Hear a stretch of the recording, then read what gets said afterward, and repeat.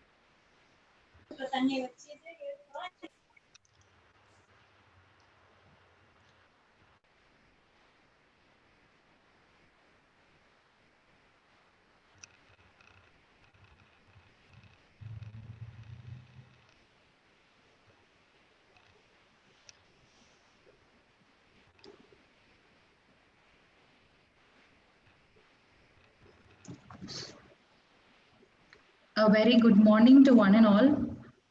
Before I start, requesting all the members to mute yourself at all times. So we will be starting the session at very soon.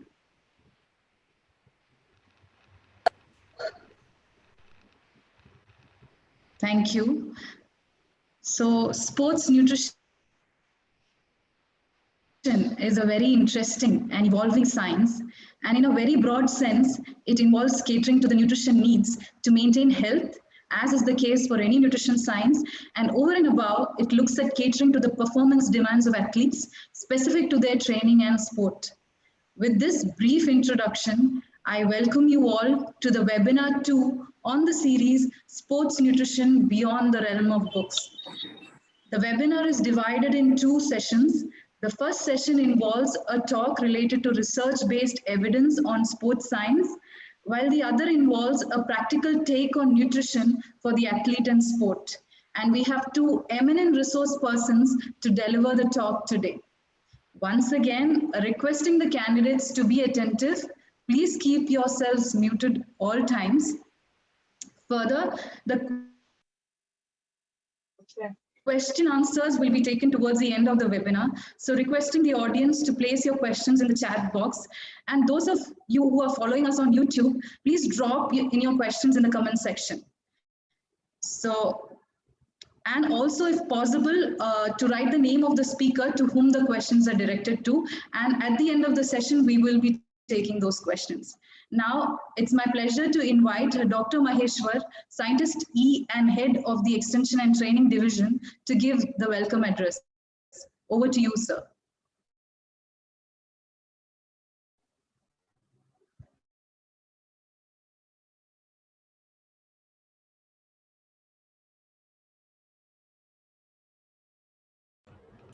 Am I audible?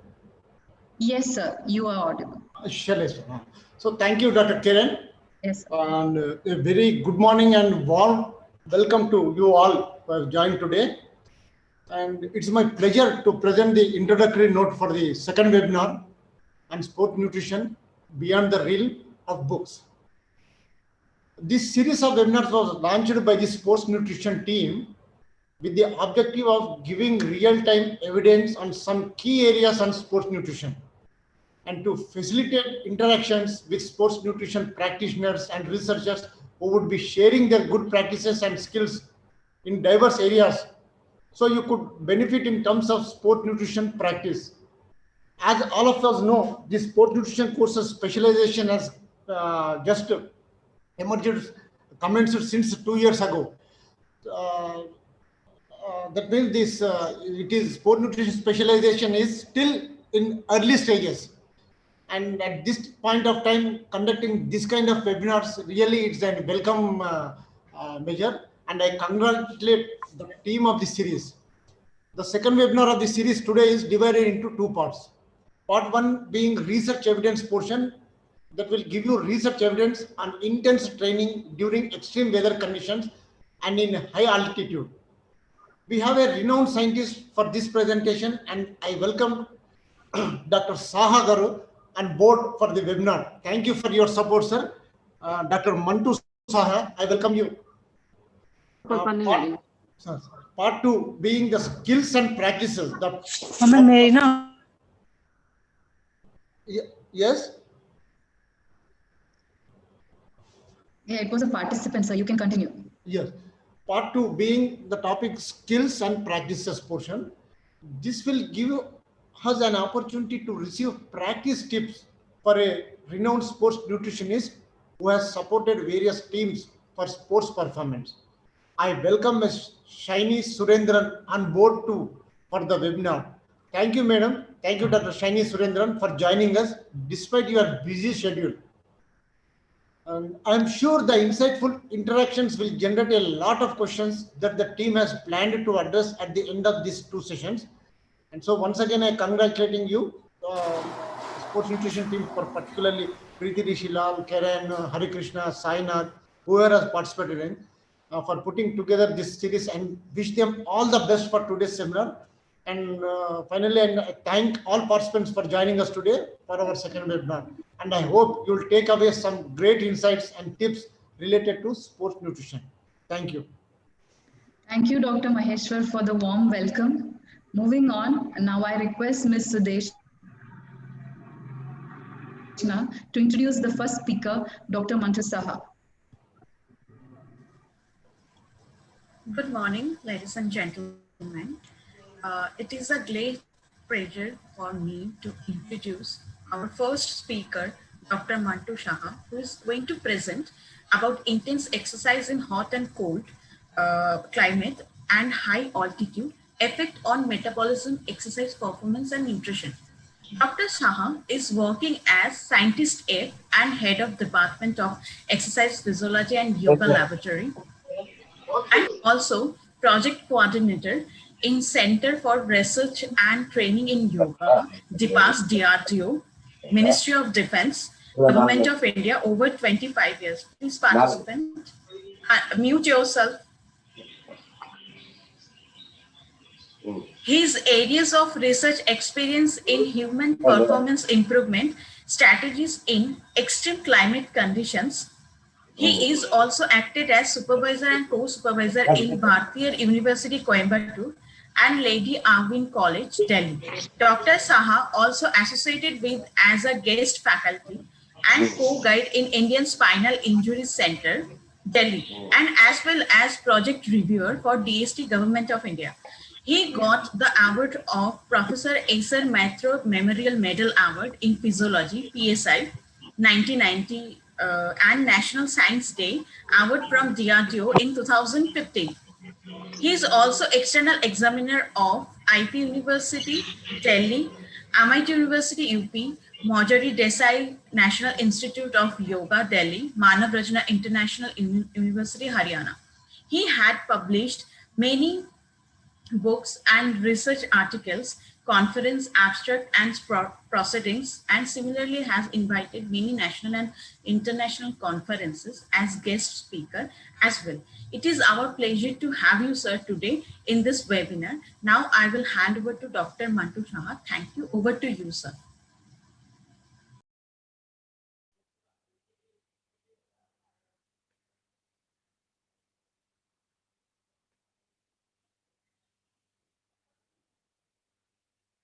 Thank you, ma'am.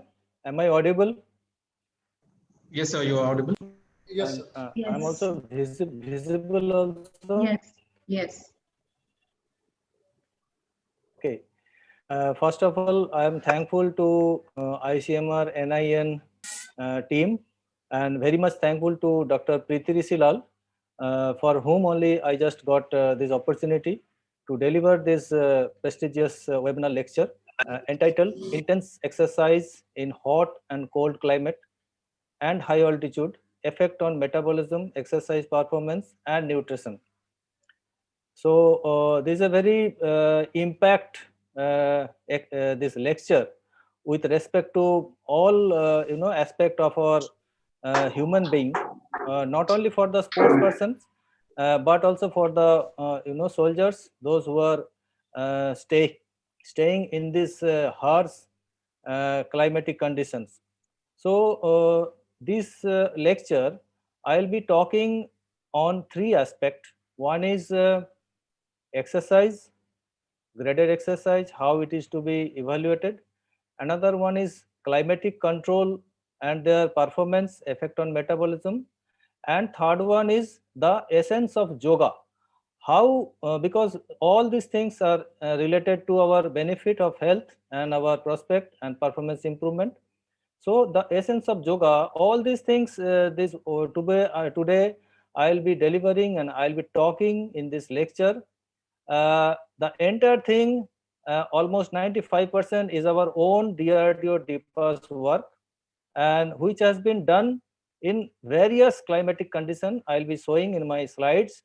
And one more thing I'd like to mention over here, that sports person, mainly they prepare for a specific event, maybe for athletes, maybe for team games, whatever, and for they have a very chartered of their nutrition supply, nutrition aspect, all these things.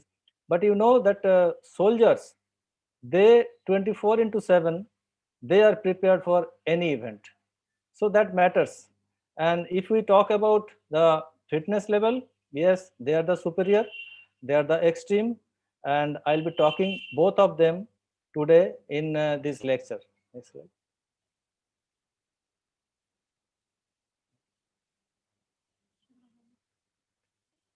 The next slide came over here is the exercise physiology in our own institute. I am talking only a part of our charter of this institute, that is Defense Institute of Physiology and Allied Sciences. What we are doing over here on exercise physiology, that is the assessment of physical fitness for the armed forces personnel, paramilitary force personnel.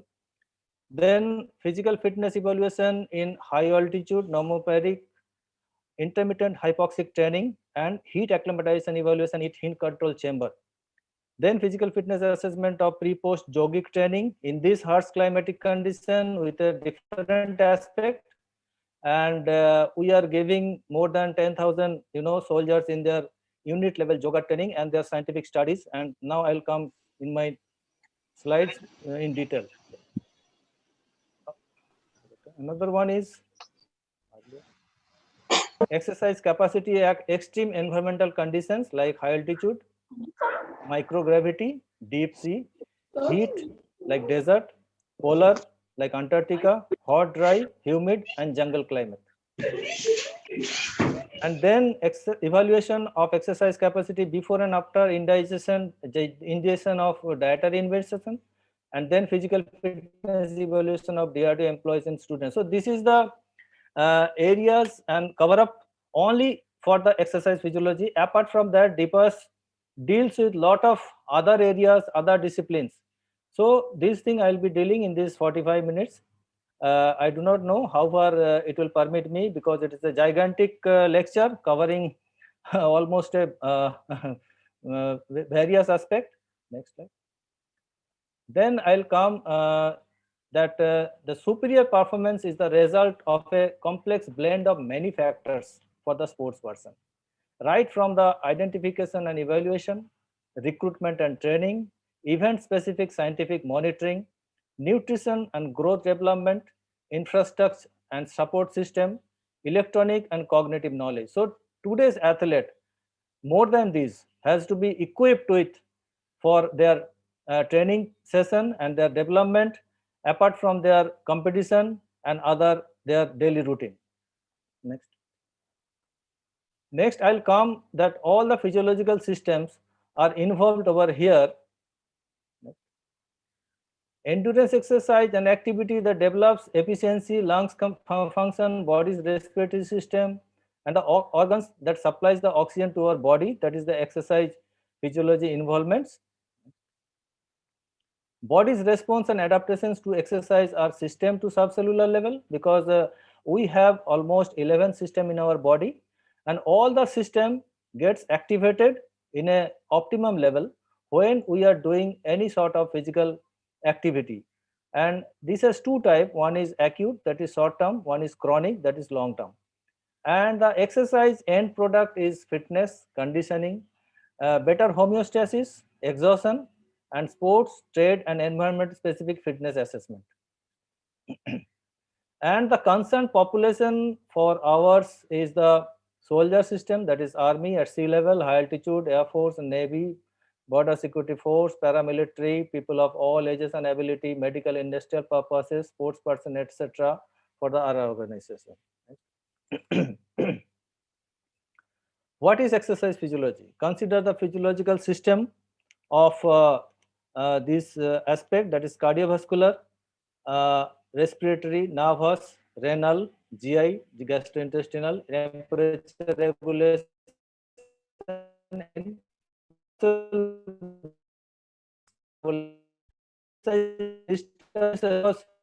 no, I'll come normal circulation. Yes, the circulation also distributed the whole body percent like a skeletal muscle. I'll come in my next slide that how maximizes the circulation goes over there. And there are specific fitness like skating, swimming, running, and team games, and there are anaerobic purposes like short duration run and others also. And these factors affecting fitness are the body build like endomorphy, mesomorphy, ectomorphy, their diet, protein diet, carbohydrate diet, fat diet, their daily exercise routine, their physical disability like their rehabilitation. And during illness and fatigue, there is common these thing in our daily life. Then again, it affects the drug taking persons. When someone is stressed, their performance is also affected, and the mainly the environmental condition, and this environmental condition is very harsh. And somehow in Mexico Olympic only we have faced a very moderate altitude areas, but in armed forces we face a very critical condition, critical area over here. And obviously there is a differences of performance in gender also. And then we assess this physical fitness is different modes like cycle ergometer in lab condition, then Cooper in field condition, Cooper test, the VO2 max test, then muscular endurance push-ups, then muscular strength, flexibility, body composition, all these things. And if one doesn't do physical activity or sedentary lifestyle, I just would like to mention that their coronary heart diseases may be affected, hypertension, congestion, heart failure, like this musculoskeletal disorder, their pathological disorder. All these things may come if someone not practicing whatever regularly needed sedentary lifestyle activity. If I come to the mainstream of our sports training, nutrition and performances, up to 1950, it was considering as a health promotion, rehabilitation, physiotherapy, recreation and enjoyment purposes. And during 1950 to 1970, then sports and it added with the training, that is performance coming up, competition coming up, motivation, dedication, achievement. Then somehow in other countries, European countries, they have applied their talent identification, including battery of field test, their practice ground, equipment, coaches and trainer. And after 70s, the sports added with not only training but scientific training. So that included the analysis of various biochemical parameters, their equipment, their coaches, nutritionists, their psychologists, all these things have been added.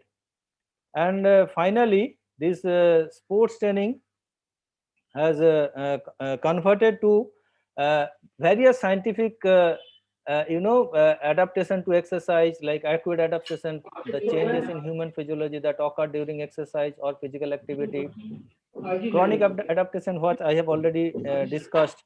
Then I'll come to the how do we define that exercise. It is a physical activity and it is also an exercise. it is also a sports science, and it is also a sports medicine. And if I do these things, then there are various field tests for evaluation and test that requires a laboratory or specialized equipment nowadays for a very scientific evaluation.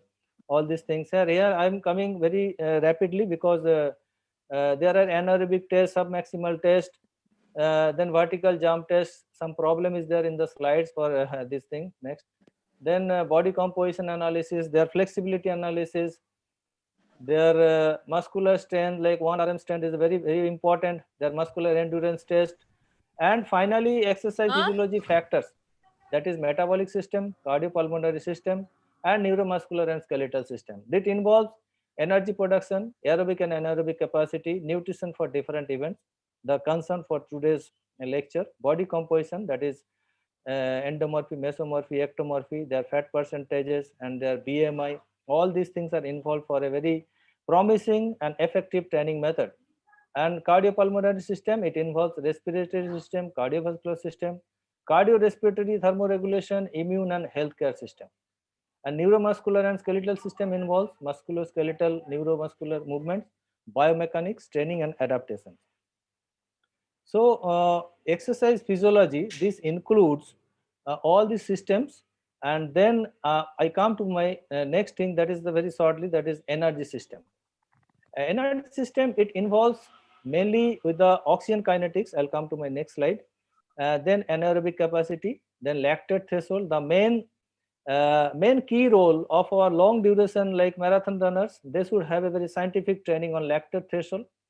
Then maximal aerobic capacity, that is VO2 max, the capacity of utilizing maximum of your cells for your exertion and activity during a very fast movement, a very slow movement, for team games, or whenever it is required. Then exercise intensity domains, then laboratory evaluation and different simulated concept that we have in our own institute is a very state of the art establishment. That is, we have a high altitude chamber, we have a heat simulated chamber for evaluation and studies of the research work. Here I am coming for the exercise and O2 kinetics under the metabolism. That energy demands, it increases with the oxygen demand, and oxygen uptake during heavy exercise, it increases by 10 to 15 fold. And O2 flux in the skeletal muscle getting maximized, and threefold arteriovenous differences overcoming over here, and blood flow also increases to the skeletal muscle. And it helps for the increased O2 metabolism, energy production pathways like glycolysis and Krebs cycle. And it avoids also by avoiding lactate accumulation. So all these things are coming together for the oxygen kinetics. And here I can come body composition. It is primarily influenced by the nutrition of the physical activity. So when a particular somatotyping is responsible for a particular sporting activity, and particularly for the robust and combat physical fitness. So under this condition, that nutrition also helps for maintaining this particular somatotyping activity, whether it will be endomorphy, mesomorphy and ectomorphy. Energy balance is also important for to achieving the favorable body composition and energy expenditure through this basal metabolism, work and excretion of the body waste. Next, the exercise physiology basics are these. Effects of exercise performance on humans through various modes, like from system, whatever I have said, this is the next. And now I'll come to my next slide, that is how it performance influencing this sports performance and our other robust activity in any climatic condition, that is the genetics. I'll come in next slide, that is what how genetics involved in our performance alteration and improvement records. Then come the nutrition, then come the climate, like high altitude, desert, jungle, extreme cold, that is Antarctica. And then come all these things come in a scientific evaluation mode, and then training and conditioning. So all these 5 factors, genetics, nutrition, climate, scientific evaluation, training and conditioning, in a very nutshell, can improve the performance of the sports person and can improve the performance of anybody, those who are in the forward area. Next. So this is the exercise physiology applications in our institute, that is the combat, military fitness, extreme fitness. Then Army, Navy, Air Force, BSF, CRPF, SSB, NSG, paramilitary, police, sport, that is team games, individual, medical physiotherapy, sports recovery, improvement is there. Then industrial, like heavy, moderate, static, dynamic, segmental and endurance activity. Trade and job specific, activity also involves exercise physiology applications. And finally, yoga and meditation. Yoga, when it comes in a very a continuous method like Surya Namaskar, it also gives us that exercise physiology parameters in a very good way to evaluate and validate the performance. So I just given you this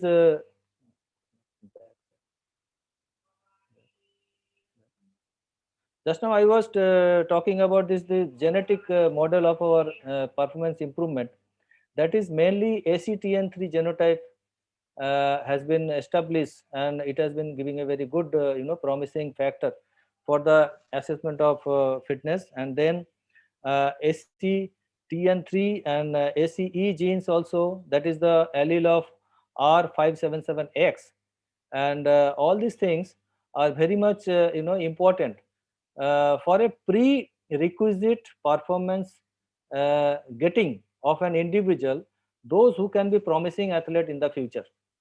And next I'll be coming to the another part of our maximal test and work at the maximum level, that is the maximal aerobic test, that is 30-meter acceleration test, wingate anaerobic test.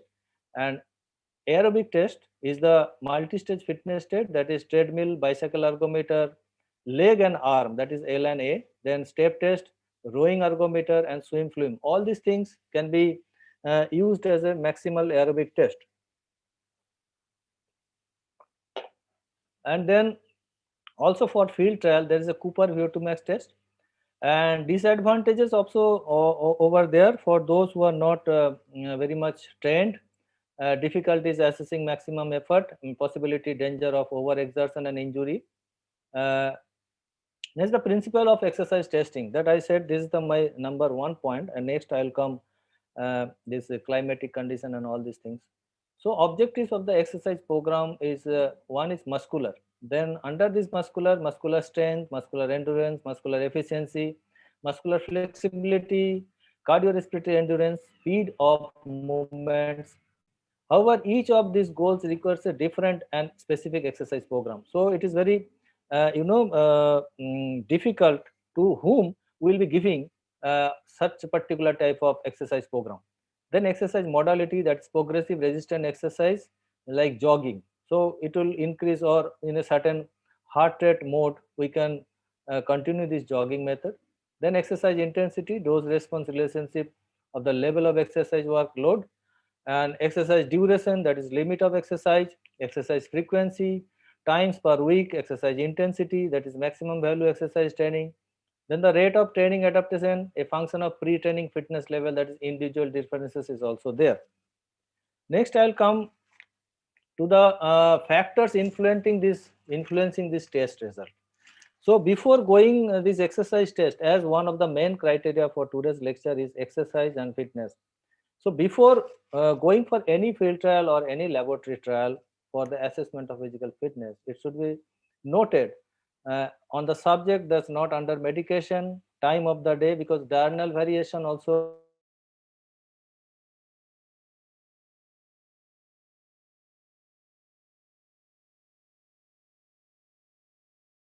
physical fitness. Sir, can you please unmute?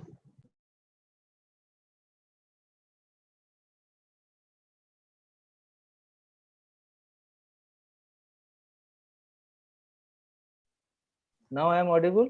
Yes, please. You're gone. Okay. So all these things, factors influencing test results for the test in laboratory condition or in the field condition or in the during real-time method for telemetric assessment devices for the sports person or the person not with to be under medication. And the time of the day is a very good factor. People present over there. If coaches are there, assessment will be someone. If the boss is over there, So assessment will be giving some results. Then caffeine intake, performance enhancement substance intake. Sleep prior to the testing is a very good factor, because sleeplessness and sleep deprivation affects the performance itself. Time since the last meal. There is a time gap for the meal also, unless that performance will hamper. Inappropriate warm-ups, a very good warm-up is required. So all these things can collectively give a very good result of the test performance over there. And the benefit of testing is that to motivate the athlete, like this thing has to be there for the good results. And then lactate threshold as a percentage of VO2 max can be calculated, because it is giving a very good scientific steady state measurement. Now I'll come to my next thing, that high altitude stress, how it gives you the most today's lecture concern. What is the high altitude stress? Mainly one who arrived to the high altitude, firstly there is a lot of problems were there, that is called acute mountain sickness. uh, and this is the actual high altitude, what I said in my in the beginning of my lecture, that this is concern of our institute, that this is a place where I am doing the physical fitness assessment at the height of 15,000 feet, all the soldiers. So this is the extreme condition, they have to stay over there. But I do not know whether any sports can be competition and all these things ever been conducted internationally at this height, that is 15,000 feet. Maybe some recreational sports going on, but this gives the insight of human physiology, their homeostasis, how it is changing. And this study has been done in our laboratory in the field condition to validate and to improve their performance. So moderate altitude, it is around 1500 to 2500 meter. Then high altitude comes, it is also 2500 to 3500 meter. Then very high altitude, that is 3500 to 5800 meter. And extreme altitude, that is the pocket and picket, where always snowbound area, that is more than 5800. So the recording just now, a picture I showed, it was very high altitude, where always there is a sub-zero temperature. So there are the advantages of all this testing, because now if one has to compete in a high altitude, so we have seen that staying in moderate altitude always give the advantages for the performance improvement in the high altitude. And there is a ready to move condition is there. One stay more than 3 months at the moderate altitude, so there will be very easily movement for the high altitude, and from high altitude area there is a very movement comfortable for the very altitude area. So staying and reaching at the altitude area, there are so many do's and don'ts are to be concerned. And here is also we have to see that how long we can stay over there comfortably. So there is a altitude acclimatization method is also there. So it is there for moderate altitude to high altitude to very high altitude, and therefore extreme altitude. And the stay for acclimatization is 6 days at the moderate altitude, then high altitude for 4 days, and extreme high altitude, that is 4 days. So the days will be 6 4 4 for comfortable stay, comfortable work, and comfortable their optimum fitness level. To get their optimum fitness level, if one practices this acclimatization schedule, though it will be over. But when we practice our scientific way, so then we have to rapid movement, like intermittent hyperoxy training. If we do it at the sea level, and then we'll get the advantages over at high altitude. And then there are so many physiological alterations, physiological hindrances are there, like dry air, which also gives us a very rapid dehydration. So water intake is to be higher at the high altitude. Along with that, there is a scarcity and paucity and reduction in antioxidant mechanism. So better if we could have some antioxidant supplements. But as I said, I'll add some essence of yoga. So here are something we have done over here, and that will give us a very good result for this antioxidant mechanism there. And there, when this uh, system goes to this altitude area, there is a nasal congestion, there is a sleep deprivation, and other factors which gives a very non-steady state to our human performances. So all these things can be done in a very good way if we do a very methodical physical training, yoga, proof yoga, customized for this altitude area, and then we can start our activity. So there will be a very good aspect and outcome for the studies.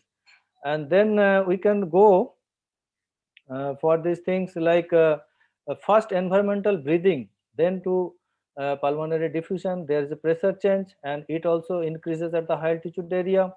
And then circulatory and O2 delivery process, then it is also getting affected because there is a PaO2, PCO2. All these things are not that much favorable for the exchange of oxygen in our from the atmosphere to the body tissue level, and then tissue utilization. So all these factors involved in high altitude areas. And in cold also there are some high altitude and cold are also similarly run side by side. So in cold also that BMR is to be very much affected in cold area, and they have to produce more energy to compensate and to cope up with the environmental stress.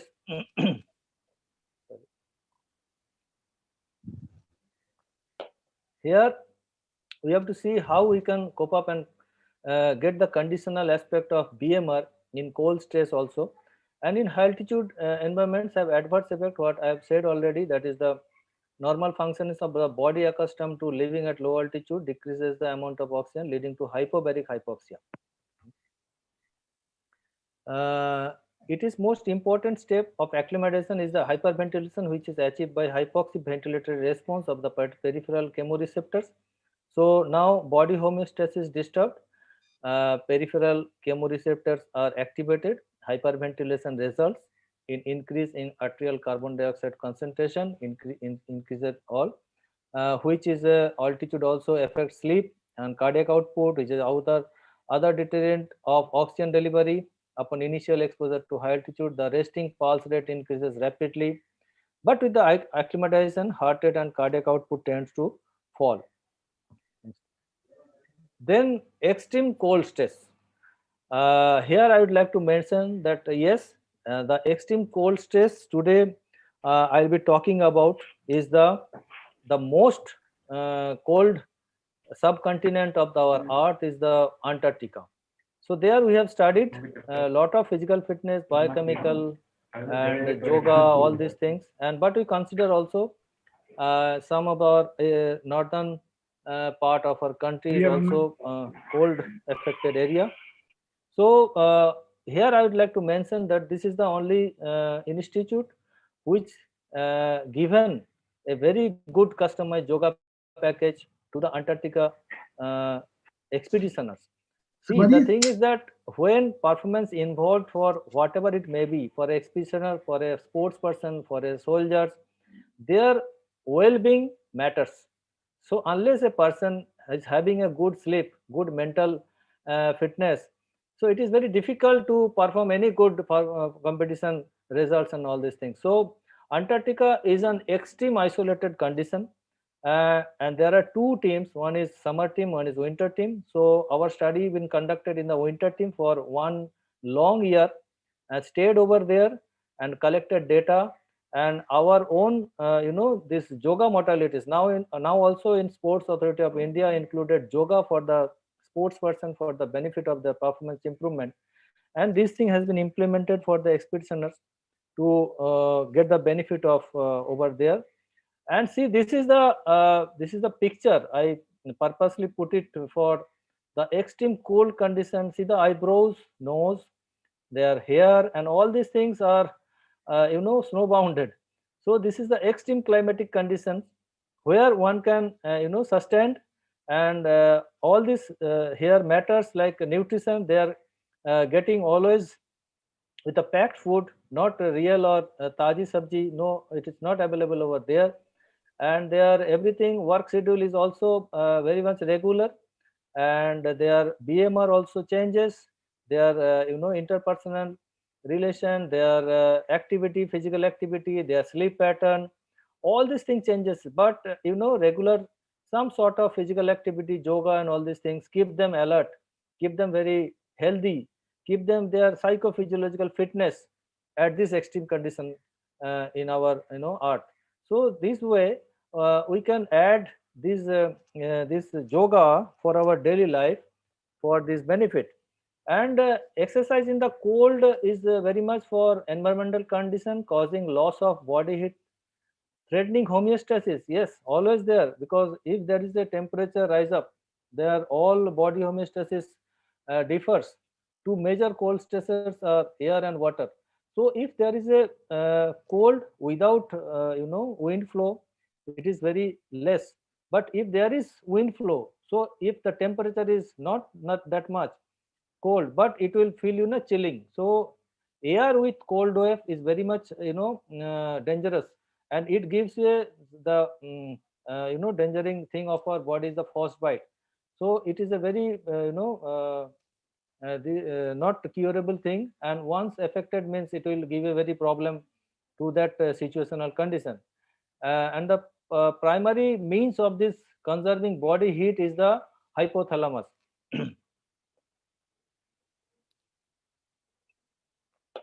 Here I would like to mention that we have a thermostat in our body, that is hypothalamus, and there we have both heat regulating factor and cold regulating factor, that is temperature regulating zone over there, anterior and posterior hypothalamus.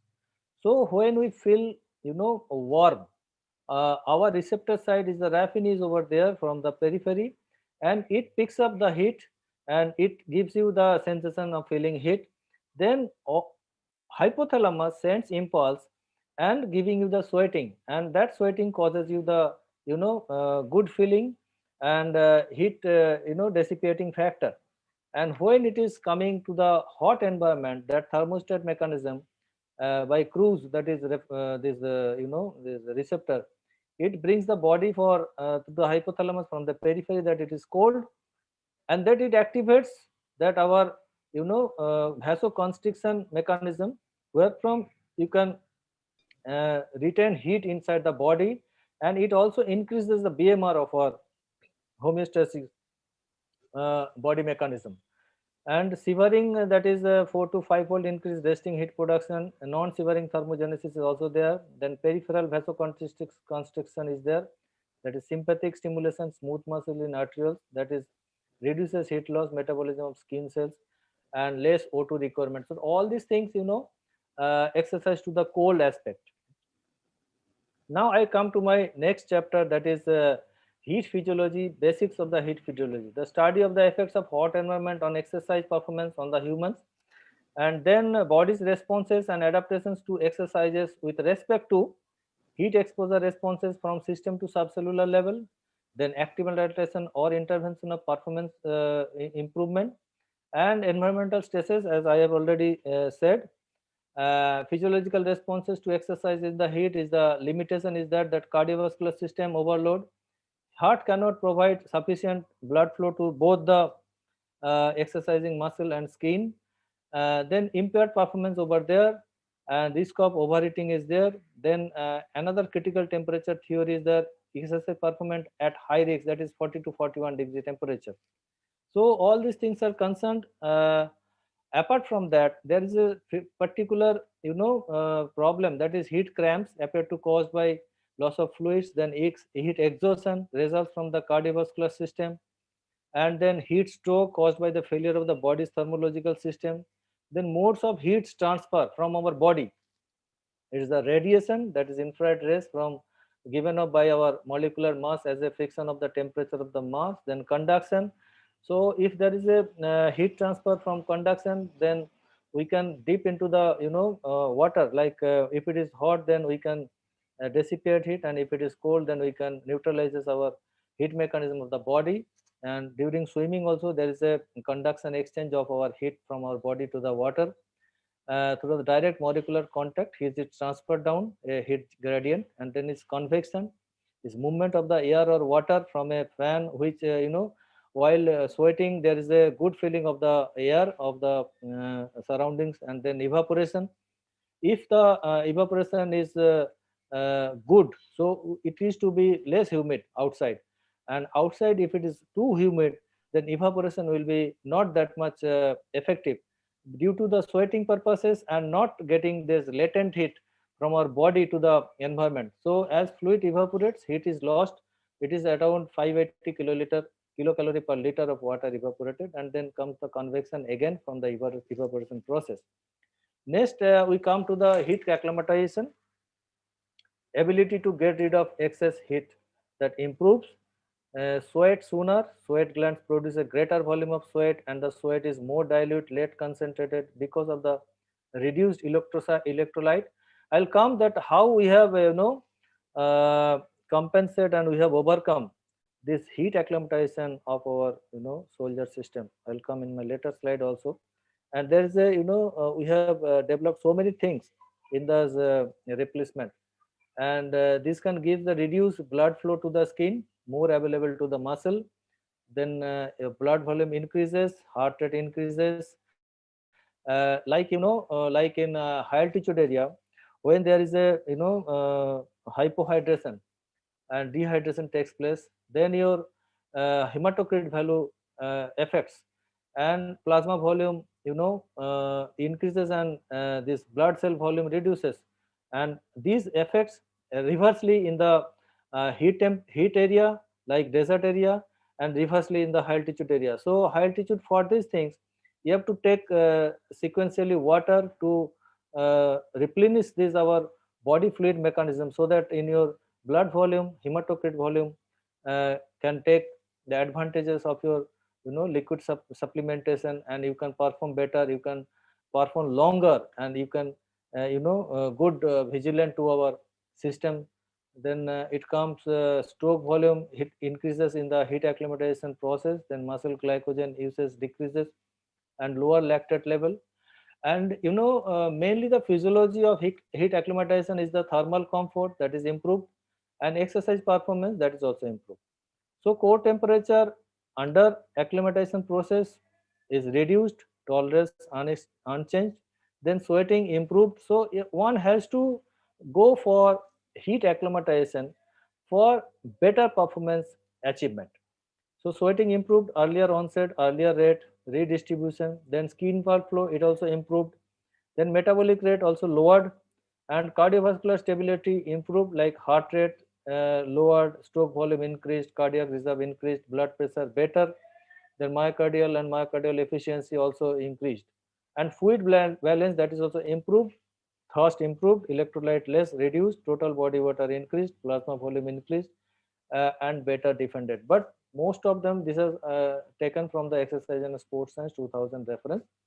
But most thing of the thing is that when we arrive in a very critical heat tolerance area in desert area where temperature is 50 degrees centigrade, I was over there, and there the main problem is that your fluid balance of the body, your sleep deprivation, your GI problem, your lot many dryness of the skin problem. So all these things affects our body system. Accordingly, you have to take that proper nutrition which is full of fluid, which gives you a very good uh, mineral replacement, and your digestion no problem. So all these things to be taken care of for the heat acclimatization method. Then I will come to my thermal regulation process.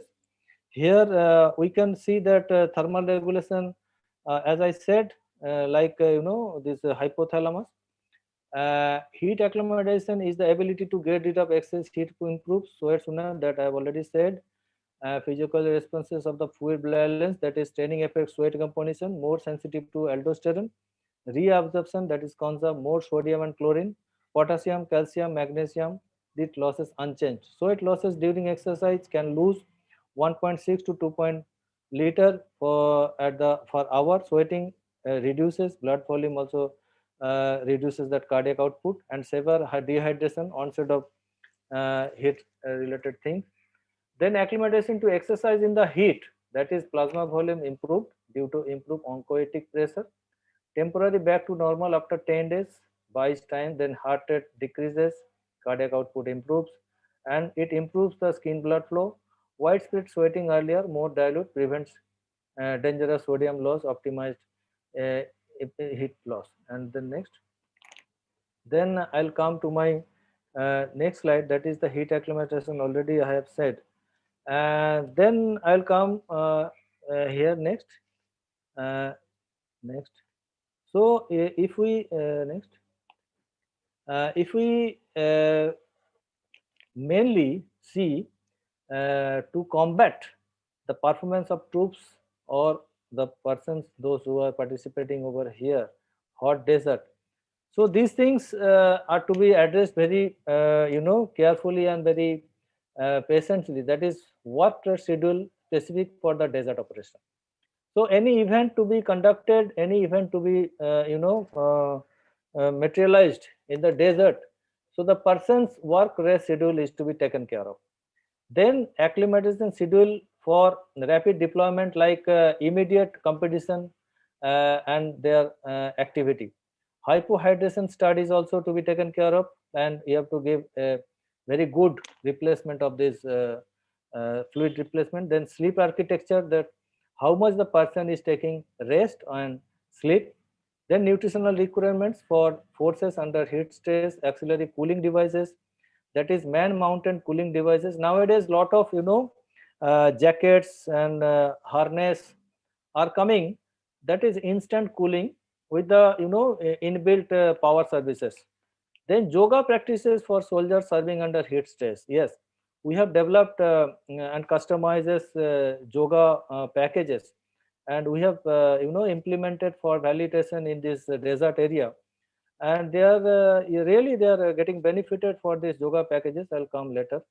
And cognitive studies under heat stress is that their cognitive function, like reaction time and their ability to perform, mental ability, that is also getting halted and hampered due to high heat stress condition. So these things is there, and now I'll come to my next slide, that is simulated facilities at depots for heat, cold, and high altitude research study. So this is the state of the art facility. We do extensively in our lab model, in our field model, for the benefit of those who are staying at this very harsh climatic condition, heat, cold, and high altitude area. Research study we do over here in simulated condition, then we evaluate it, we validate it in their actual field condition, and we also give some sort of hypoxic training, which is very much important for the improvement at instant high altitude area. And there are other methods also, like you know uh, sleep high and train low. In hypoxic condition, if you stay and if you are getting training in the lower altitude, then there is an advantages. But these are all controversial, how much benefit is there. But this endurance activity, it is very much hampered, because for these things you have to give a very good fabricated tailor made nutritional supplements, and all these things are individual specific, sport specific. So it is very difficult to give a very situational demand for nutrition and for all this facility. And research study is still to be done on the specific mode of sports in these high altitude areas. Next, this is the effect of high altitude. It is we have made some booklet. That is the what are the entering high altitude, you may have headache, loss of appetite, frequent urination, disturbance in sleep, palpitation. So all these things have made, and we have given it to our troops over here. This acclimatization according rule: drink at least 10 to 12 glasses of water every day to avoid hypohydration. Do not drink and do not smoke also. So all these things are there. This is from our own institute advice given to the troops. And then we have also given this self tenure at high altitude. What is to be done, what is not to be done over there. So 16 points are there. Acclimatization schedule is to be very strictly to be followed. Plenty of water and all these things. Your immunization, your report to for medical treatment and all these things. And there are so many things you should not have to do for these things. So this is our own study based booklet which has been distributed to our forward area. Next. And here also I can give you that this is our simulated chamber. Some of notable contributions and technologies by DPAS have been highlighted here. So here you can give that intermittent hypoxic training, and rapidly you can take this subject to the forward area, and they can be able to do their function normally. And this is the research based study, we have done it, and I think this is our state of the art work. And this can be happen for the sports person also with their particular event. And there are also some hypoxic training center, and they are doing these things like staying at a few games, participating, staying at moderate altitude and participating study at the sea level. So there is an advantage by activating their erythropoietic factor, because while they are staying at the altitude area, their hemoglobin concentration getting more and more. So with that hemoglobin concentration, if they come to the sea level for their competition and work purposes, so with the high load of hemoglobin, their oxygen carrying capacity is high and they can perform better. So this is the main background of this training process. And here the thing is that if we have a very good level of hemoglobin, so we can sustain and we can go without maintaining all this acclimation schedule 644, but we can go if we stay at the moderate altitude, we can go straight away by lowering this acclimation schedule. And if there is a ready demand, then we can deploy our manpower over there. So technologies for acclimatization, rapid induction and sustaining health at high altitude is a terrestrial high more than 2700 meter. This is a moderate altitude mean sea level is characterized by hypoxic environment, sub-zero temperature and intense ultraviolet radiation. All these have adverse effect on efficiency and a cognitive function of a human being. So this is the chamber, and how we testing over there. This is the condition in the hypobaric normobaric hypoxia chamber, and we take their study all these cardiovascular parameter, their metabolic parameter, their oxygen consumption, their blood pressure. All these things we do check in this exposure, and then we validate our fitness level. And then as I said, they are to be fit for any movement, so they can be fit and their fitness level checked at the laboratory condition, at the field condition, and then we give their customized work schedule and all these things. Next. Now I come to our next main theme, that is the heat acclimatization and all these things. So we have a human climatic chamber for the heat acclimatization. The above one is the outer side and the inner one is the inside. So inside you can see there is a treadmill, there is a bicycle ergometer, and there is a provision for taking activity from minimum level to extreme level with controlled heat exposure and wind flow. So all these things we have, and we do our basic research in lab condition, simulated condition, and then we can validate it to our extreme climatic condition in desert area, and we give them, and we have a product. Now this is the product we have developed in our own laboratory, that is the deep sip replacement drink for heat stress. So this is the product. We have come with a product for beating the heat at the desert condition, which gives you a very good your cognitive performance, cognitive function, which declined at the desert area. Sweat loss can be as high as 2 liters per hour and significantly depletes electrolyte and minerals like magnesium, zinc, and selenium. A replacement mixture of deep sip has been developed in our own institute, which gives a very good, maintaining hydration level, and it also for purposes, it is as far as taste is concerned, orange and lychee flavor is there, and it is our product.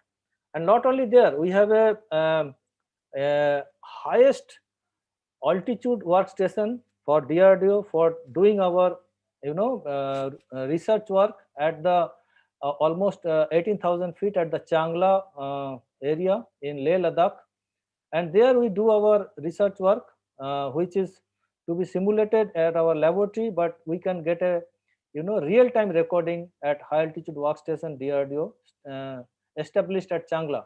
So this is our state-of-the-art work level, which we do regularly with a fitness level measurement, their nutritional level application, and their performance activity. So now I come all these things. There is a requirement of yogic application. So how this yogic application also been done in our own laboratory on a research mode, and here we have done it on the real-time method. So I'll come in my next slide, that is the we have scientifically evaluated, and we have made it scientifically validated customized yoga module and DVD booklet and calendar for the army, that is for high altitude, sea level, desert, navy, onboard and submarine, air force, pilots and ground duties, paramilitary, that is BSF, SSB, CRPF and CISF, DRDO, yoga for health promotion, and Antarctica expeditioners. So all these things we have scientifically real-time assessment evaluation, we have made it, and we have given as a product to our troops.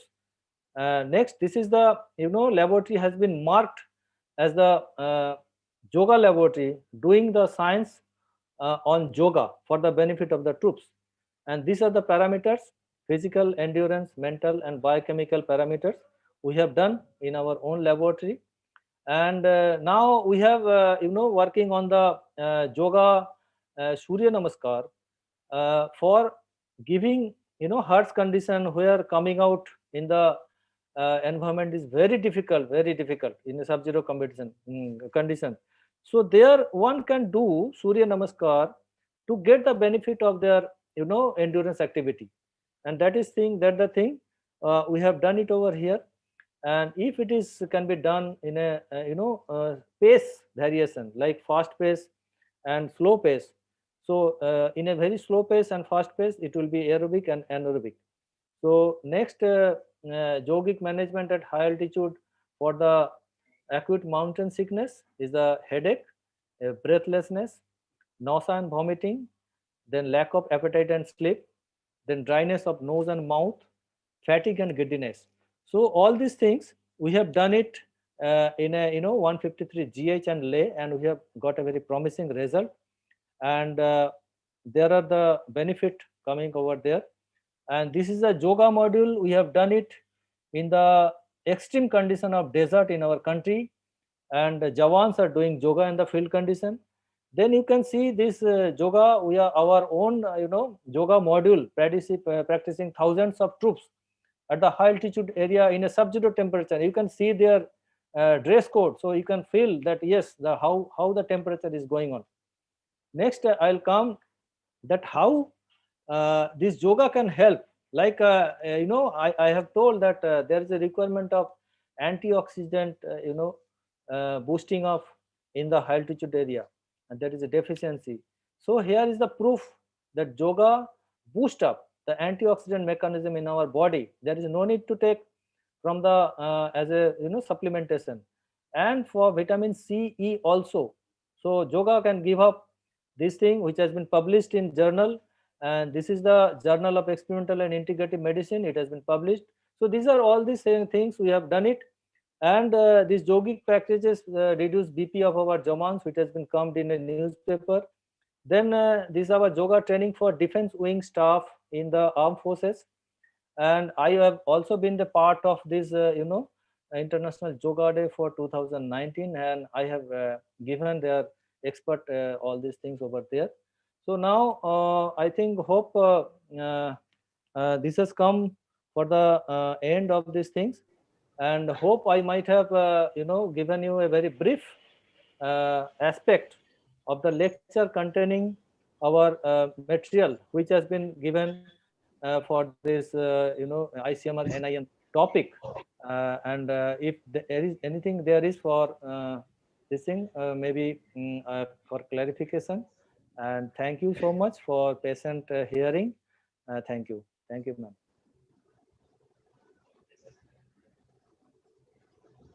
Thank you so much, sir. It was a very lovely session. You have taken us and given us an overview of the general aspects of exercise physiology, and also provided us with what are the various changes in physiology at high altitude, cold and hot environment.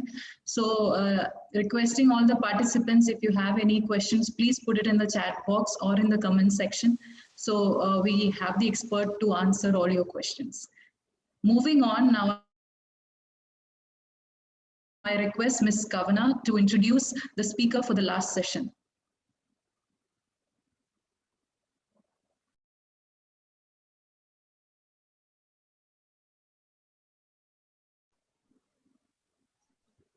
Good afternoon. It's my great pleasure to introduce our next speaker, Ms. Shaini Surendran, for the webinar Sports Nutrition Beyond the Realm of Textbooks.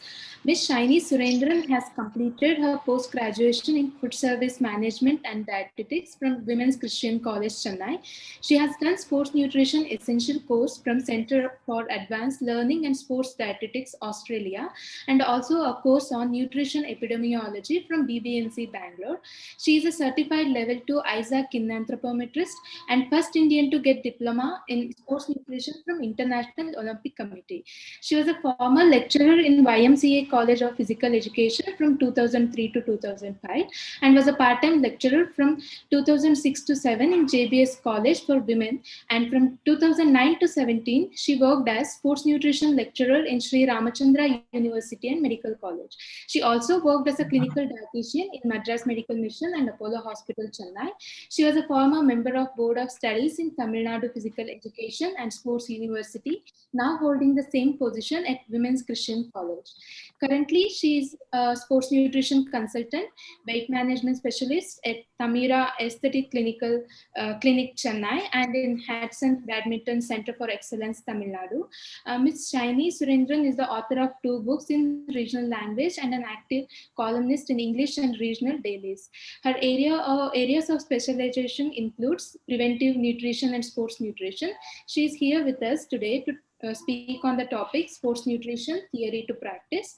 Once again, on behalf of N9, I welcome Ms. Shaini Surendran for this webinar. Over to you, ma'am. Thank you so much. Thank you for the kind introduction. Can I share my slides? Yes. Let me know if you're able to see. Yes. Are you able to view? We can see. Okay. So before I start my presentation, yes, we can. Yeah. Thank you. Thank you so much for this kind introduction. And thank you for having me here. It's such a pleasure to be part of a webinar organized by National Institute of Nutrition and Indian Council of Medical Research, the premier institute in the country, and also to meet all of you. And long back, say 1997, when I wanted to do sports nutrition, I looked around for information as to who is practicing sports nutrition in India. And I heard of Dr. Preeti Rishi Lal in Lady Irving College.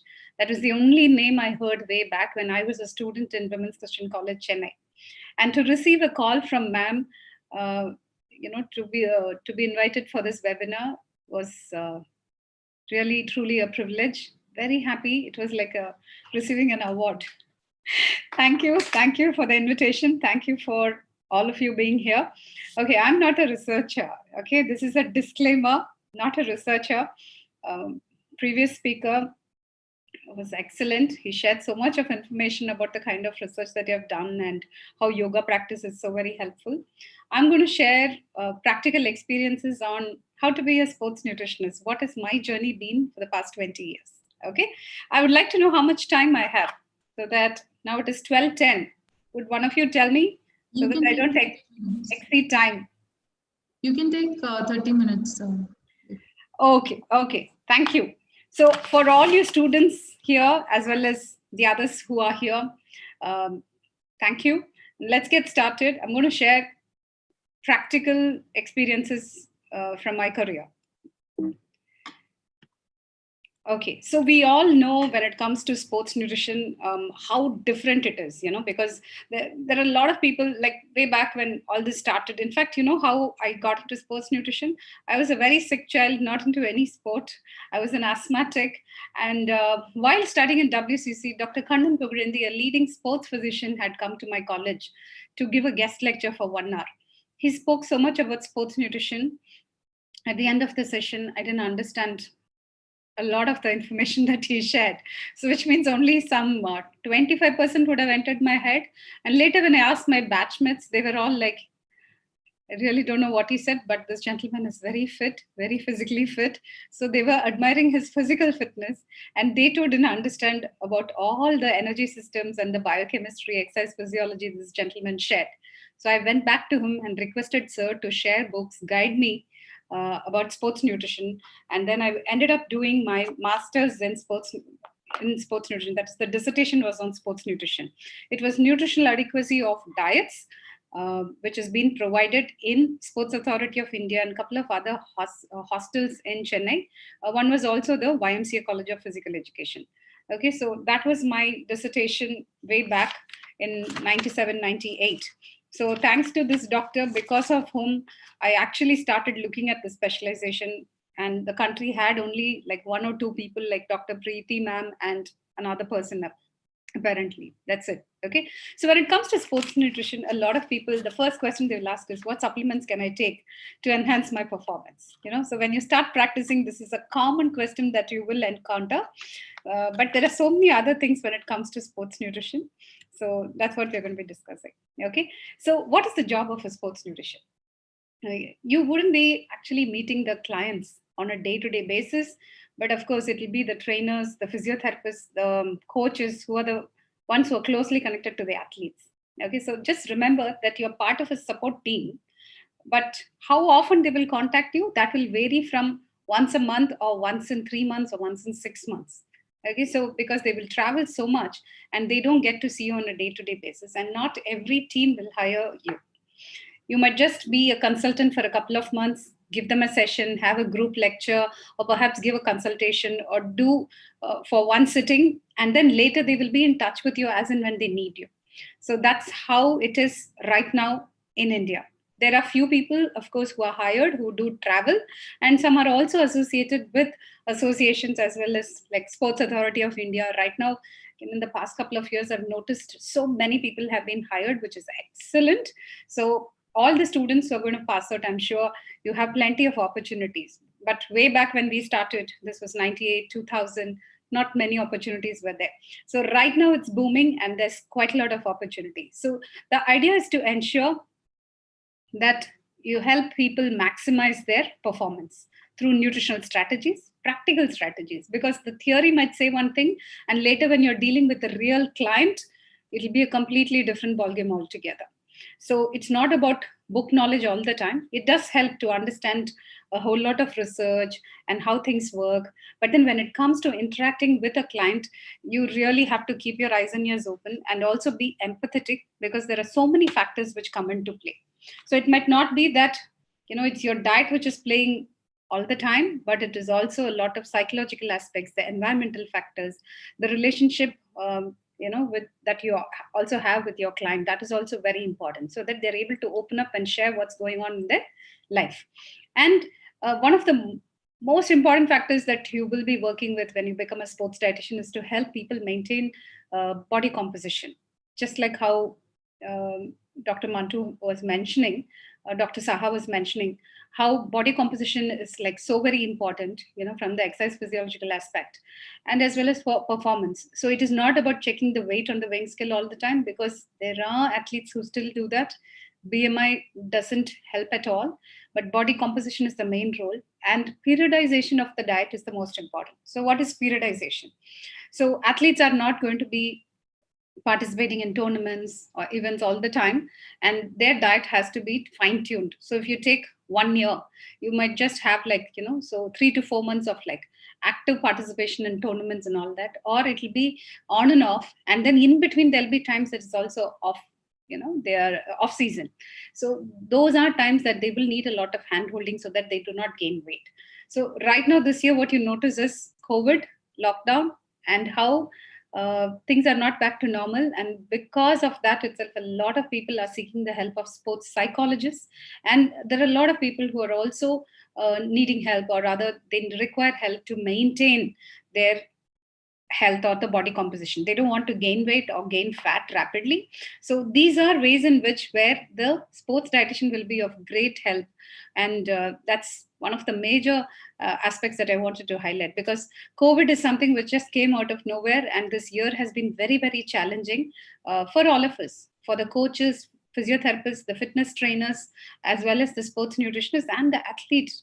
Is the person who is just unable to sit at home, and that itself has become a source of stress. Okay, and we'll also be dealing with a lot of people who have undergone any surgeries and injury management, rehabilitation. So a sports nutritionist or a sports dietitian doesn't work in isolation.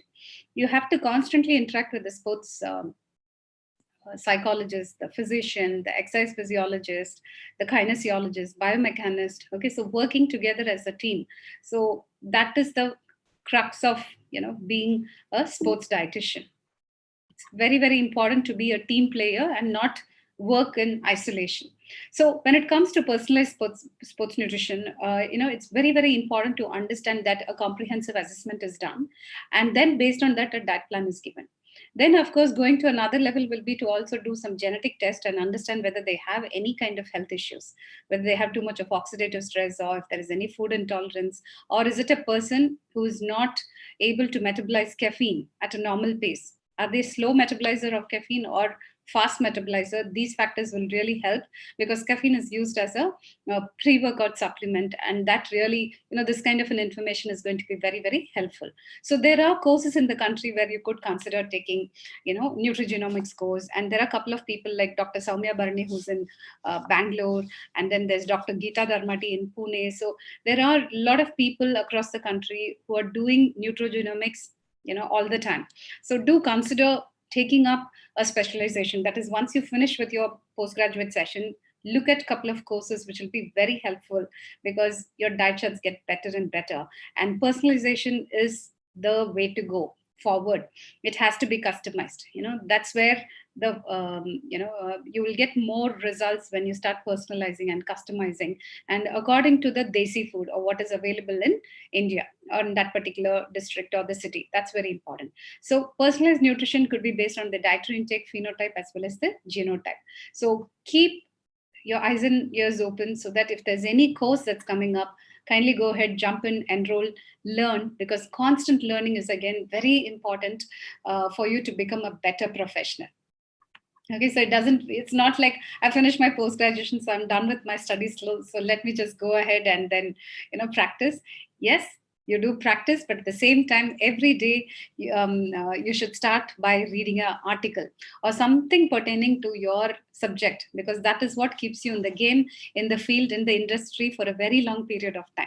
So you should know what's happening around you and across the globe, and it helps a lot to follow people on social media, like say, for instance, Twitter, or it could be Instagram, or it could be websites. So one gentleman that I do follow is Asker.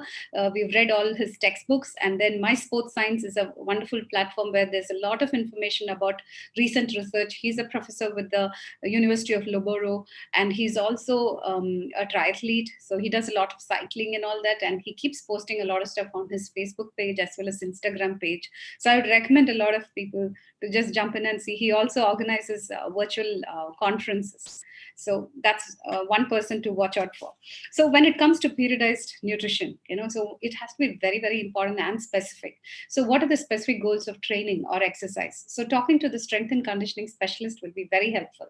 So you need to be very comfortable talking to men, interacting with these kind of people, because each one is so good in their specialization. So it has to come from a level of respect and all that, and plus interacting very well and understanding what is it that they need.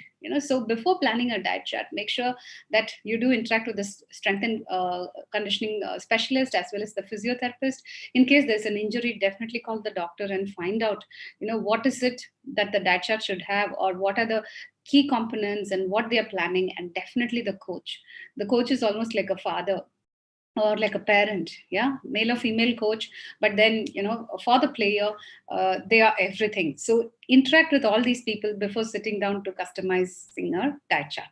So what are the aspects which need to be improved in terms of performance, and is there any other goal that we should know, like when is the next tournament, and how is this year going to be, and what are the number of tournaments, which is more important, which is not, which one are they going to skip? So this kind of interaction will really help. And as far as nutrition is concerned, what are the things which can be optimized to enhance adaptation, right? So each person is different. So let me share you a story. I think when I give real life examples, it will be helpful. So I had these two little children who were into swimming. So one was around 12 years old, the other one was around 10. Yeah, so these sisters were into swimming, but then they had unexplained anemia. Okay, so all that required was further investigation. So I did tell the mother, like, looks like they have gluten or lactose intolerance, but let's get a test done. So then the saliva sample was sent to the genetic testing lab, and later the results came. By then, because these tests take around 3 weeks, I had already put them on a elimination test, elimination diet, so which didn't have gluten or lactose, but of course adjusted for B12, calcium, phosphorus, and all that through the other food sources. Their energy levels really became better, and the unexplained anemia was actually gone, which means their iron absorption got better. So the inflammation in the gut was the major reason. Even though they were eating healthy food, they were not absorbing the nutrients because the small intestine had a whole lot of inflammation. So you need to become like a detective and look at those aspects and see what is it that we are missing. And is there something that you can do? How come this person is eating all the iron-rich foods and still being anemic? Okay, so the diet might be perfectly fine, but you just have to go to the root cause and look for that solution. Okay, this is very important. And I should also share, there was another swimmer, someone who was around 18 years old. This episode happened around 10 years back. So this girl she came with her mother. Every time she would always come for counseling with her mother. One particular session, I did notice that she was very upset or stressed. So I had requested the mother, after half an hour of into talking, I requested her to wait outside so that I could have an interaction. As I interacted with the child, with the girl, I knew that she was not very interested to do swimming any further.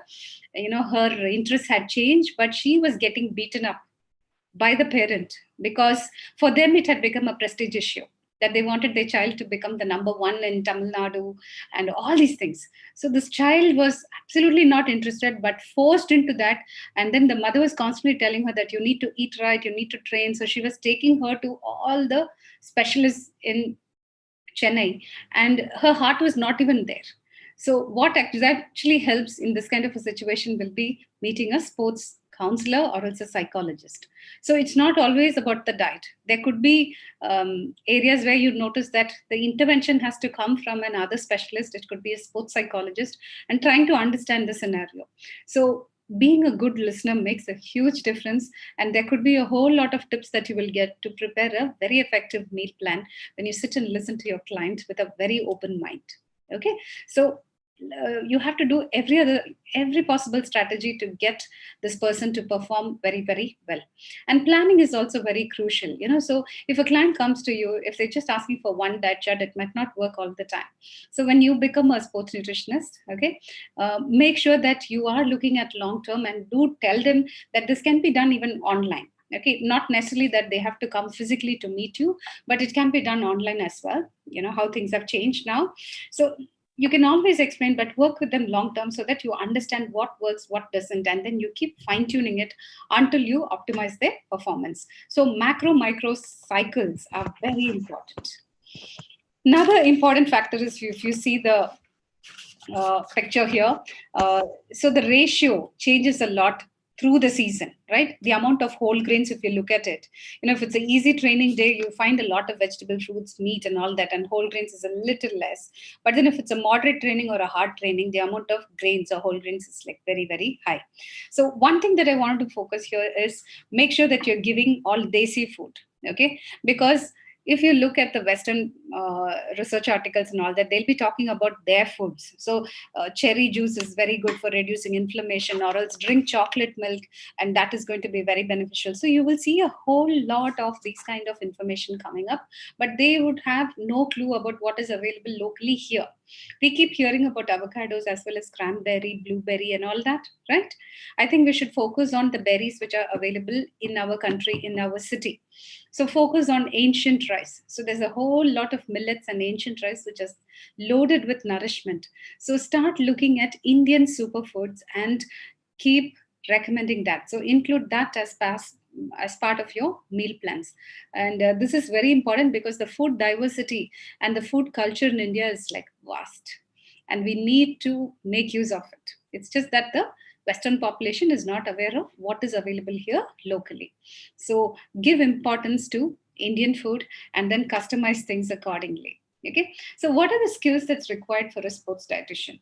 One thing which is very, very important, if you want to become a good professional, a good dietitian, is definitely to be a good listener, because you'll pick up a lot of information just by sitting there and listening to them. Okay, so just like as I mentioned, like how this swimmer had gluten or dairy intolerance, and the genetic test helped a lot. Likewise, I remember another person, a very top cricketer. He was playing for the country. He was in an academy where I was working. So I was working with him for almost close to a month, and he was undergoing rehab and all that. So he came on a Monday morning and he said, "Your diet is not working. I'm bloated." Okay, so I was wondering how come the diet didn't work. I had put a lot of time because he plays for the country and he's a very elite athlete, so you really have to look into every aspect, taken inputs from all my support staff, and then prepared the diet chart. So then he said, I asked him what happened over the weekend. Then he said, I went to a pub, took a little bit of beer, and then I also had some pizza. So I went to a mall nearby because he's from another city and he was staying in Chennai and getting all this treatment done. So what had happened is, like, see, this gentleman had gluten intolerance, and I had requested him not to take any kind of gluten-rich products. So the beer is fermented barley, which had gluten, and plus the pizza that he ate also had gluten. Okay, so the gut health was largely compromised, and that's why he came the next day and complained that he had bloating and the diet is not working. So most often, you just have to look at the person in totality and let there be a holistic approach to the practice. So keep your eyes and ears open and always look at who this person is, what is he going through, in his personal life or in this part of the career, because there are times that they're working really hard and they don't get selected for a particular tournament or a match, and that could really make them upset, and they could have gone ahead and taken up alcohol or resorted to binge eating just out of sheer stress that they were working for months together to get selected for, say, a Ranji trophy or it's one particular match, and then they were not. They were dropped for no reason, or they had an injury. Okay, so all of this could actually act up, and it's very important to work with other professionals like a counselor or a psychologist. So you should know that these people are there, and you should be able to refer and also give a briefing over the phone that this is the reason why you're referring them. And that networking skill is very important. Okay, so good networking skills. And also, as a nutritionist or a dietitian, enroll for courses like, you do have the FODMAP certification or the nutrigenomic certification, kinanthropometric courses, and there are a whole lot of courses. It's very, very important. So you could have an athlete who has IBD, inflammatory bowel disease, or it could be someone with IBS. right? So you need these kind of courses. And then nutrigenomics will also help you to understand oxidative stress in case somebody is going through, and the way or the rate at which they're metabolizing caffeine, or else it could be the folate. And there's a whole lot of things that you will learn. So constantly every year set a goal and take one international certification or at least national certification and be very active.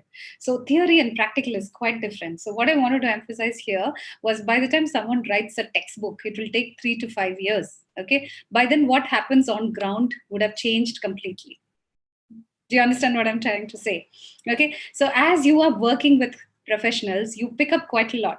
And just this year, before and after COVID, right? Or at least March to September itself, so much has changed. The entire dynamics has changed. So the way you work with people, the way you approach, or the way the language that you use, everything has changed because of the COVID, right?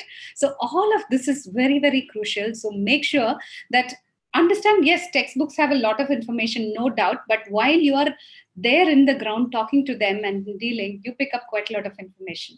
So be open to that. Okay. A course in psychology also helps a lot. Okay, I just wanted to share this. So when you become a sports nutritionist, you can work in fitness center, or else it could be a wellness center, or it could be academies, it could be the local YMCA. Okay, you could also work on your own. You can set up your own private practice. That also can be done. But it'll be good to gain some experience initially, work with a senior, and then go ahead and work with a lot of people. So these kind of recreational players are there. In every city, there is the runners club, cyclist club, and triathlon, a whole lot of things. So one of my clients was a doctor, and he was very involved with running as well as cycling. So with his help, we actually did this thing. So we had access to this entire community of around 200, 300 people, to whom we actually sent a survey, and then they logged in quite a lot of information, and that's how we actually presented this. So this is published in JIDA, that is the IDA has a journal. So the Journal of the Indian Dietetic Association is where we presented this, or rather we got this published. So it was good. So I collaborated with Geetanjali, who is in Pune, and then of course my assistant Priya, and all of us put our heads together, and of course Uma Mahajan is a statistician. So it was really good to just work with recreational runners. So you will easily get a whole bunch of people to work with, understand what challenges they're going through, and you can get started with your practice just with a group of these kind of people, and you will learn quite a lot. So it could be people from different profession who are into sports over the weekend. Okay, so keep your mind open to work with even these kind of people, because if you keep waiting to work with only an academy, you might be blocking a lot of opportunities that's right in front of your eyes. So having an open mindset will really help. So get started, because I started with working in YMCA college with this doctor. Then later I went to work with fitness centers. Okay, not very popular, because in those days, if you were working in a fitness centers, you didn't get enough respect. A lot of people would ask, oh, why is Shiny working in a fitness center? That's not a great place to go. There are bodybuilders, there are men all the time. These kind of remarks used to be talked about, and this is all happening behind my back. But then trust me, it was in the fitness studio. I used to meet athletes every single day, because they will come there every day. If I were to sit in a hospital, I wouldn't see. Only injured athletes would come there. But healthy individuals, a lot of the sports people athletes used to come to the fitness center on a day-to-day basis. I also met a whole lot of CEOs, company heads of MNCs and all that. So the interaction helped a lot. And plus also people from the film industry would come. And sports nutrition strategies could be used for people with PCOS or infertility or insulin resistance. So these practices or the learning from sports nutrition was applicable to a wide range of people, and that helped a lot. And the more you interact, just imagine interacting with the CEO of a company, you'll pick up quite a lot. You will learn a lot about how to run your enterprise, how to approach people, how to speak to people. And working with athletes also on a daily basis was so very interesting. So this entire thing about why work in a fitness center should go out of your minds. You see that as a place where a lot of fit people, or a lot of people who are interested in fitness frequent often, and it's great energy to be working there. I've also worked in corporate sectors, and also worked with various other specialists in fitness studios, high-end fitness studios, where people of, so intermediate as well as elite athletes used to come. So just be open to the idea once you get started with your career. Another factor is also, as I said, the moment someone sees a sports dietitian, they'll always ask, what supplements can I use? That will be the first question, right? So supplements is only when you have done all of this. That is balanced diet, following sports nutrition principles, the nutrient timing, okay, when to take what, all of that, when they are very thorough with it, using the sports nutrition principles while they have built the base very strong. It's only the elite athlete, who would require supplements. And that too, what is truly helpful is the big question. So there are supplements which can impair performance, ergolytic in nature, okay, and there are, of course, supplements which are performance enhancing, okay, ergogenic. Another factor is there could be a lot of information in theory that a particular supplement is very useful, but it might not be the case in real life. For example, I worked with a tennis player way back in 2007, and this gentleman was actually a pure vegetarian, lacto-vegetarian. He was a Brahmin from Tamil Nadu. Okay, so he was into tennis and all of that. But what I had noticed is, like, I had given him creatine monohydrate just during the off season to load, but then he just didn't respond. So there could be non-responders. There were a lot of people who benefited, but this particular person didn't respond at all. So that was a learning experience for me when I worked in the YMCA clinic, the sports clinic there, that there could be people who might not respond at all. One more story.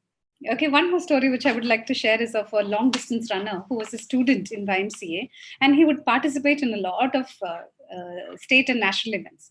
So this boy came across and told me that, he would eat a full meal 1 hour before the event and then go for the run. And he used to come back with a medal always.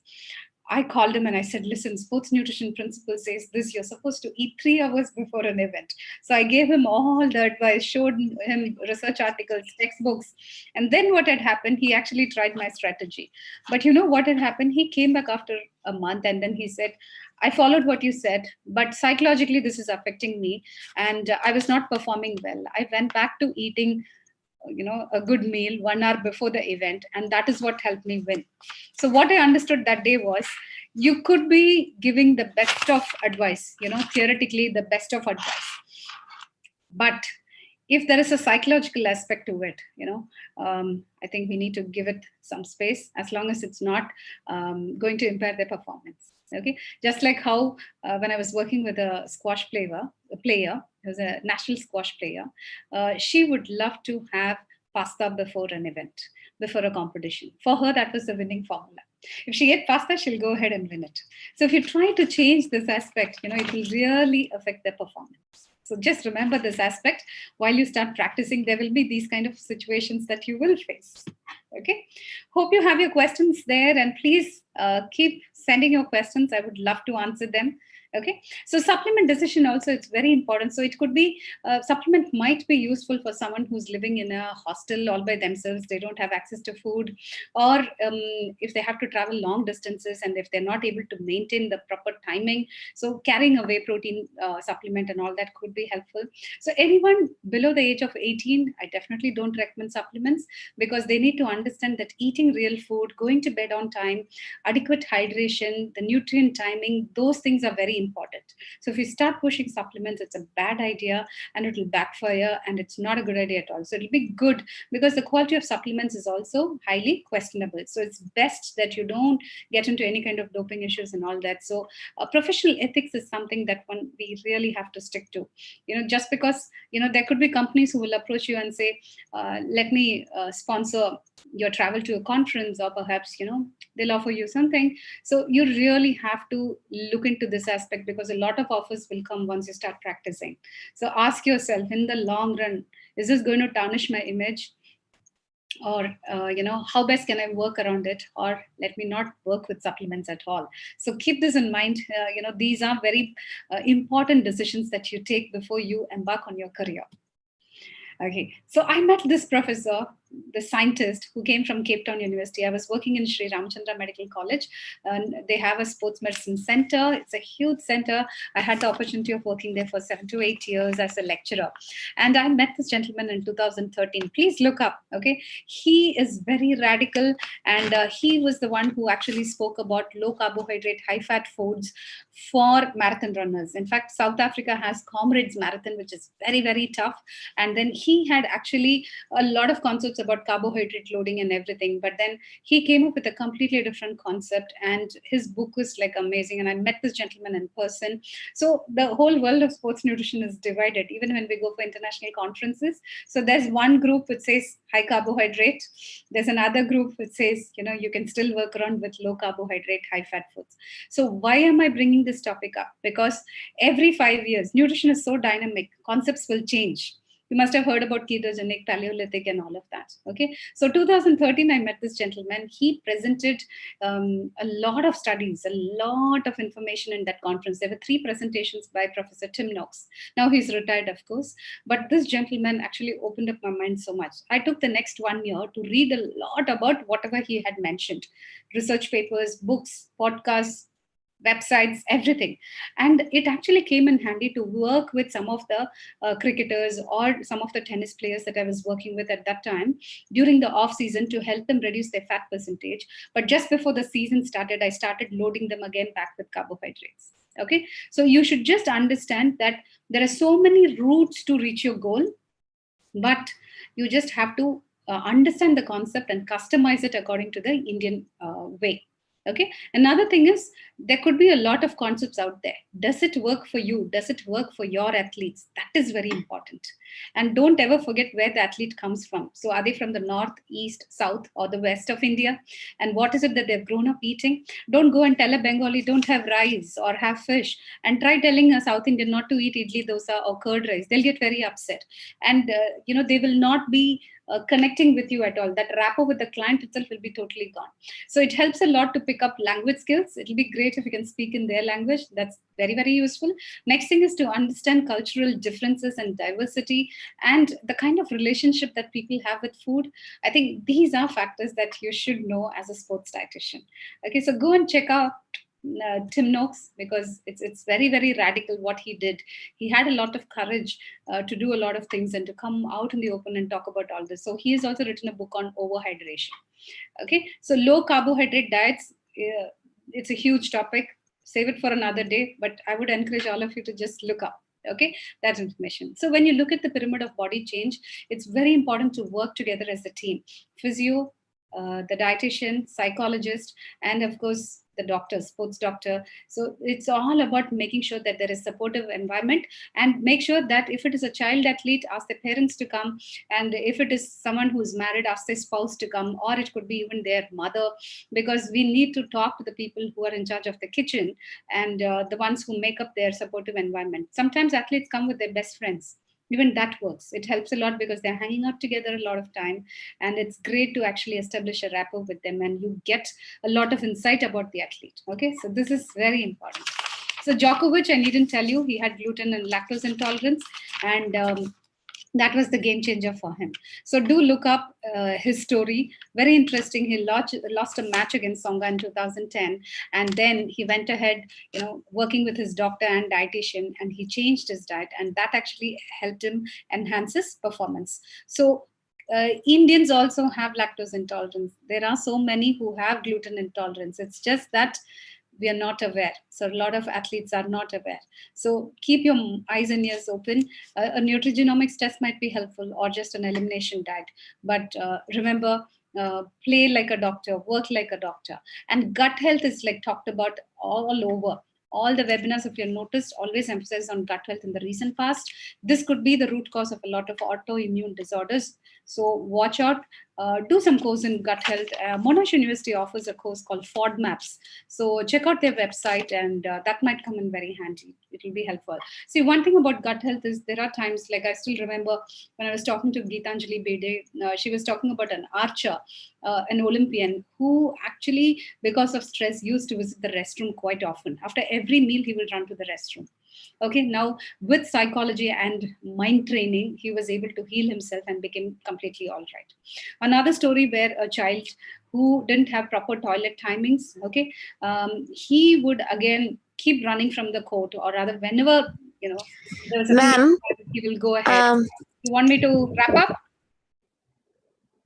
No, I think that was a participant. We'll take up questions Okay, I'm almost through with this. in the end to everybody. So, yeah, sure. So there was also this child who would not, have a proper. Just a minute, I think. Yeah, gut health is very crucial. Don't miss out, because there are a lot of athletes who run to the restroom or the washroom, and if they have gut problems, they wouldn't be able to focus properly. Gut and brain is so strongly connected. So focus on this aspect, very important, because in my daily practice in the past 5 years, my major focus has been gut health, and that has actually helped with their cognitive function.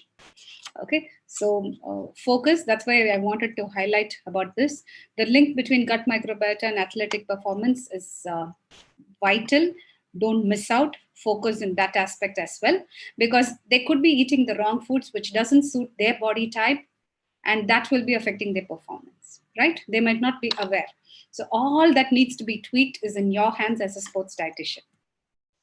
So the connection between the gut and the brain, very important, because it influences their mood, the cognition, the sleep. So they could be strategizing about the game, how to hit, how to play well, how to get better with the next game. So all of this and your gut has a strong connection. So this is how a nutrigenomics test report looks like. Okay, it didn't make any sense to me earlier, and genetics was something that I had long forgotten. But in 2013, I went ahead to do a course, and recently again, I enrolled for another course. So keep learning, keep studying, keep upgrading yourself, anything that comes. So you might have to get very active on social media. Another factor is be willing to learn from a junior, because these days, this generation, all of you out there are so damn smart, and social media marketing is actually helpful to share what you do, to share the kind of work that you're doing. So I had no clue about Instagram. I was there with some 1,000 followers, but only during lockdown I actually learned how to go ahead and make use of it. So you don't have to spend too much money on marketing your work, but I think if you are out there doing live sessions on Facebook or Instagram, it's a great way. And follow some of the sports nutritionists on Twitter, and look up any of these sports dietitians or webinars which are coming up. These are ways in which you can learn continuously even after you have stepped out of college or graduated out of college. Done?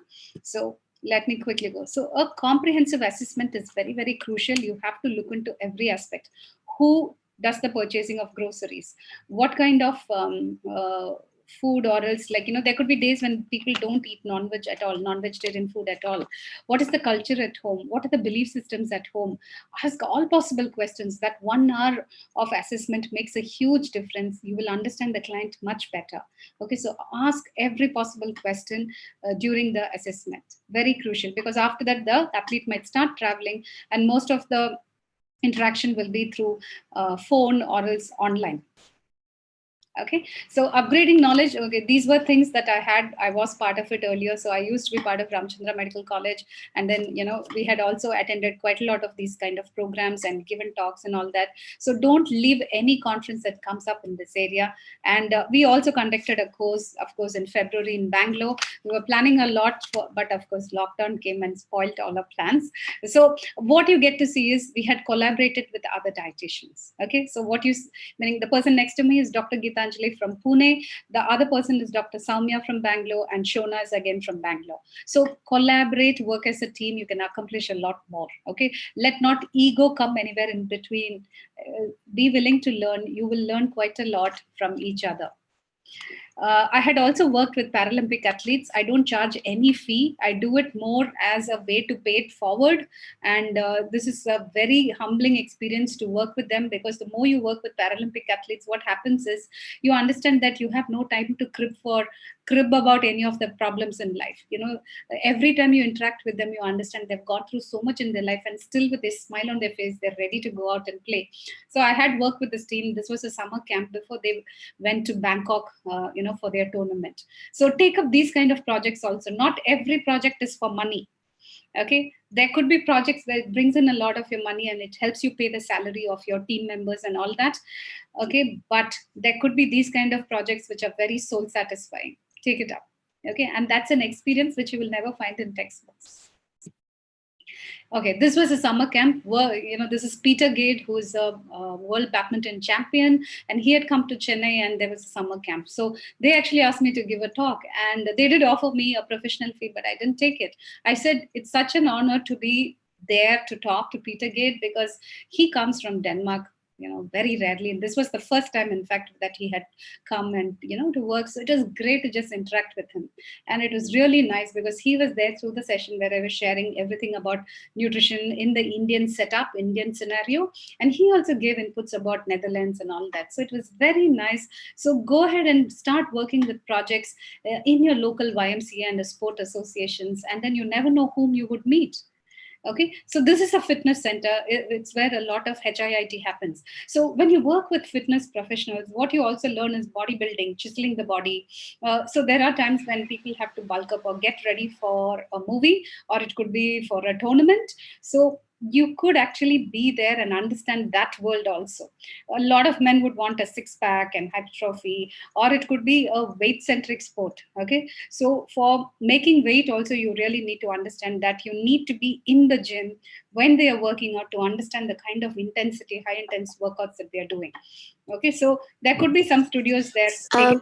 Ma'am. Yeah.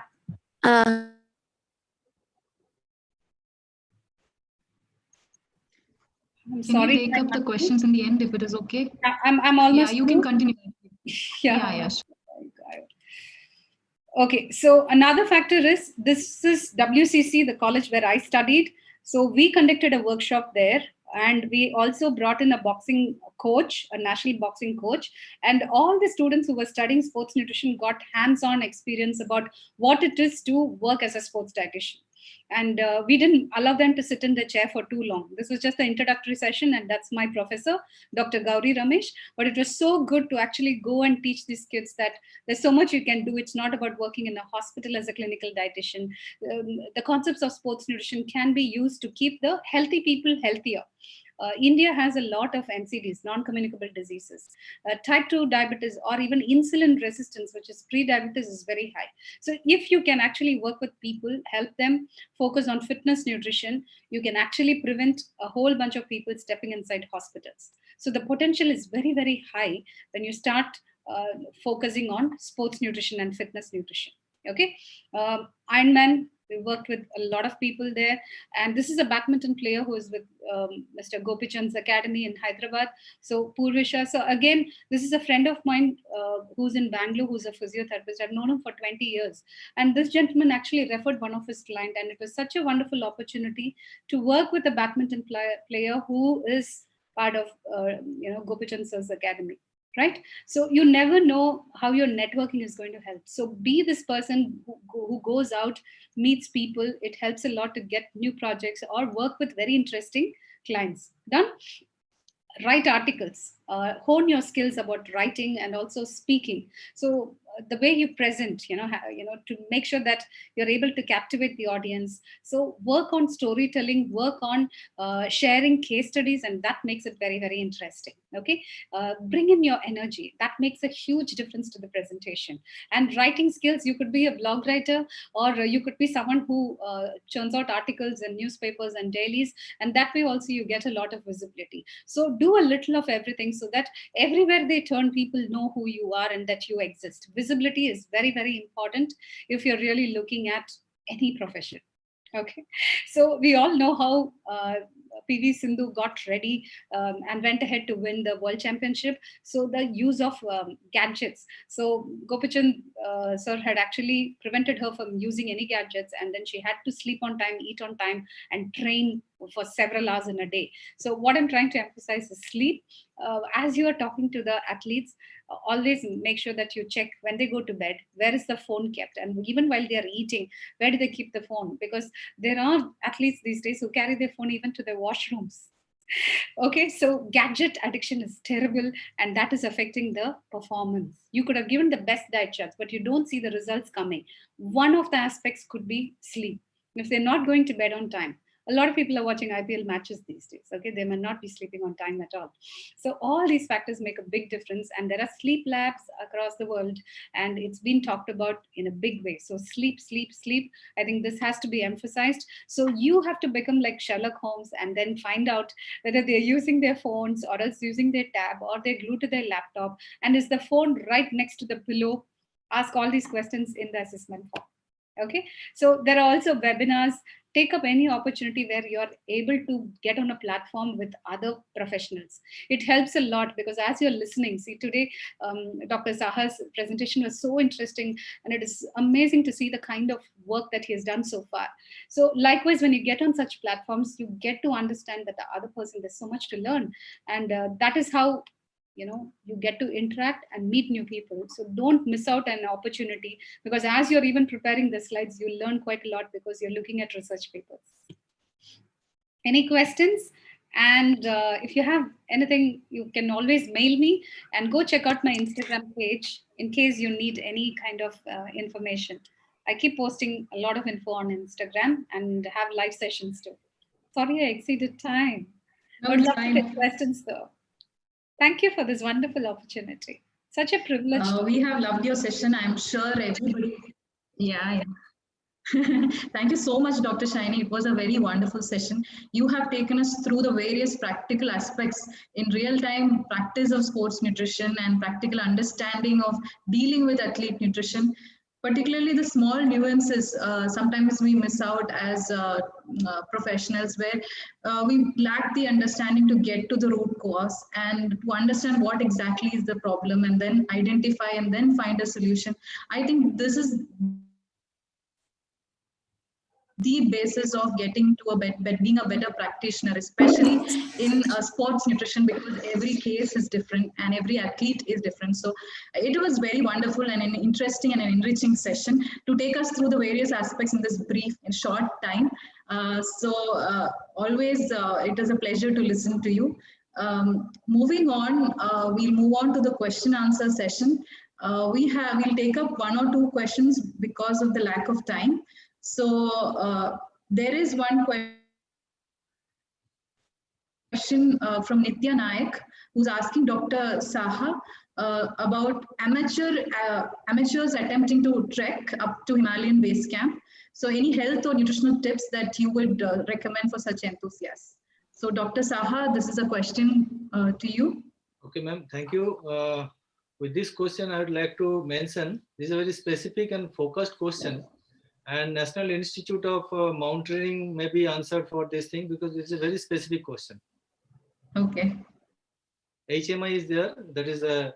Okay, right. There's also one more question for you. Quick question from. Okay. Sorry, continue. I'm so sorry. Continue. Please continue. Okay. Next question, please.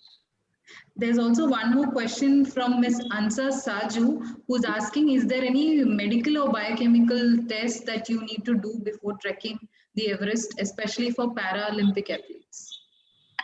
Yes, that is also very much concerned to sports-specific question. Okay, and High Altitude Mountaineering Institute, that those who are committed for this, mountaineering to Everest and all these things, they may be answered well, because our mandate of work is something different.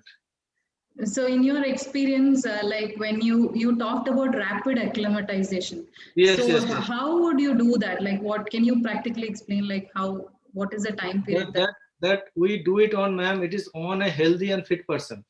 Okay, and we give them a very low dose of oxygen saturation for a time bound, as per their health condition, and they instantly fit to go to high altitude areas. We create a hypoxic, boosting at the sea level. So that give them the advantage at the high altitude. So if we give the training at sea level in Delhi, and we airlift them to the high altitude, so they instantly can work. Understand? So this hypoxia condition that you would be maintaining? How, Yes, like, yes, how yes. many days before going would you start? It depends as per the requirement. Okay, okay. So how short can it be? Like, that's my question. Like, how short? That it may be 4 to 6 days. Okay, okay, great. Thank you so much. It was a wonderful session, and we love to see all your practical Yes, pictures yes. that you took from high altitude. I mean, it would have been such a pleasure to, you know, be there and experience all of it. So that's Ma'am, thousands of pictures are there, but all really are wonderful. Moving on, there is one question. Yes. It was nice. It was nice to see all the pictures. It was very wonderful. Thank you so much, sir. Dr. Karen, I was trying to put up my hand and I can't find that icon. May I just add a little comment to what Dr. Saha just told everybody? Sure, I want to add this comment that he says that specific, sport specific or mountain climbing specific teams may be required for this kind of a sport. And I'd like to quote that the first Indian to the first soldier to go up to Mount Everest was Colonel J.K. Bajaj, who was also from the army.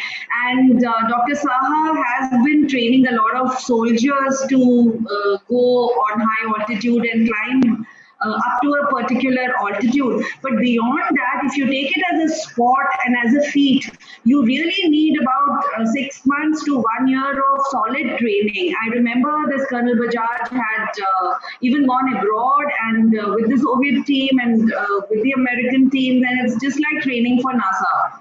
So very specific tests and person-specific tests based on their medical conditions are required, and there is a very strict training regime wherein you learn to not only climb the altitude but also to carry the weight of food, oxygen cylinders, and they calculate how long you can go on without oxygen and how much oxygen you will need, and it's so all of that, and it does require very specific training teams. So I just wanted to add that, and thank you, and you can go ahead. Yeah, thank you. Thank you so much for adding in, pitching in, basically. We have also a few questions to Dr. Shiny also as well. One of the questions is from Aaron Aranjo. I hope I'm pronouncing it correctly. Ma'am, please can you tell me the name of that athlete who's specializing in triathlons and whom you follow on social media? Okay, I think that is Aska Jukendro. Dr. Shiny, are you there? Yes. Okay, let me just ask her. Ask, okay. Then there's a follow-up question. If one is allergic to eggs or peanuts and they're using antihistamines, also like turmeric or ginger, etc., and has reduced or nearly eliminated the symptoms or the effects of the allergy, can that person continue eating these former allergens in limited quantities to add to their daily nutrition? Yes, they can. If it's not creating any problem, yes, they can. Okay.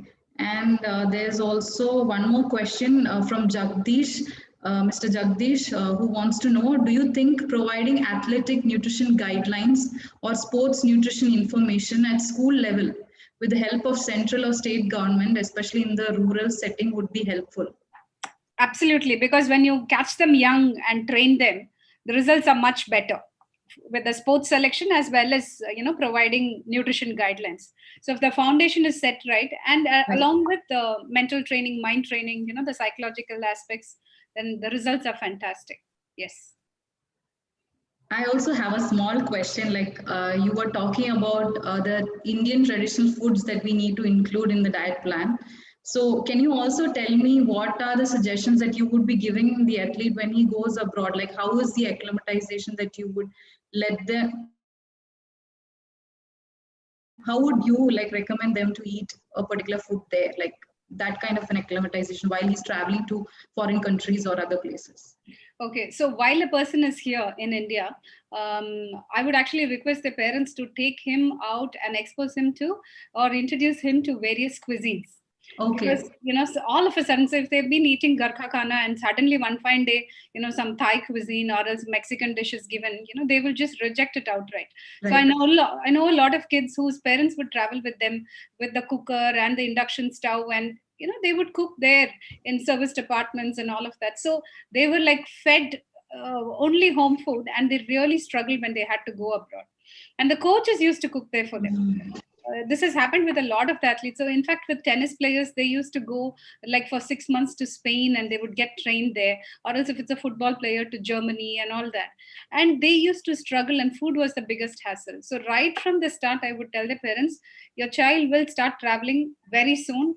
So make sure that you teach basics of cooking, and also take them out and introduce them to a whole lot of foods, because our Indian food is spicy, and that will be quite bland when they go abroad. Right. And they Right. immediately reject it, which means they wouldn't have better recovery, and everything else will get affected. Some might even have a very sensitive gut. So Right. the idea is to prepare them, to expose Okay. them to various cuisines, and and that helps a lot. Great. Thank you. Thank you so much. I think that's about it.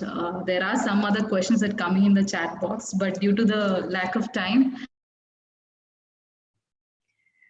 I'd request Mr. Subrato to give the vote of thanks, if that's fine. Yeah.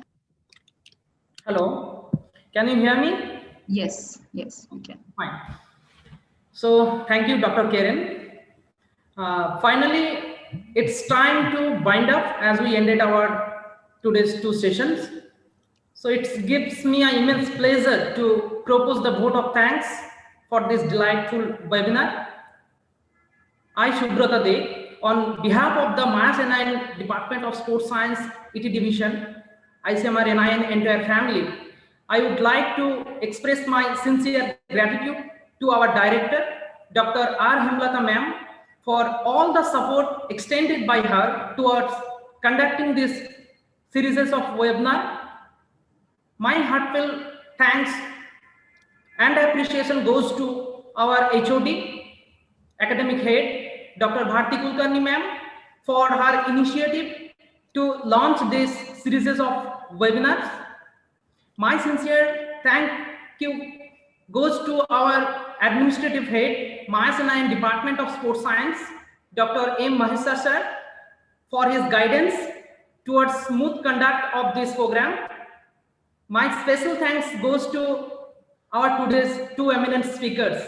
First speaker, Dr. Mantu Shah sir, for his busy and extremely busy schedule for giving this lecture on specifically different conditions like high altitude and cold extreme condition, what are the physiological changes, and of course research based scientific evidence that he presented in here.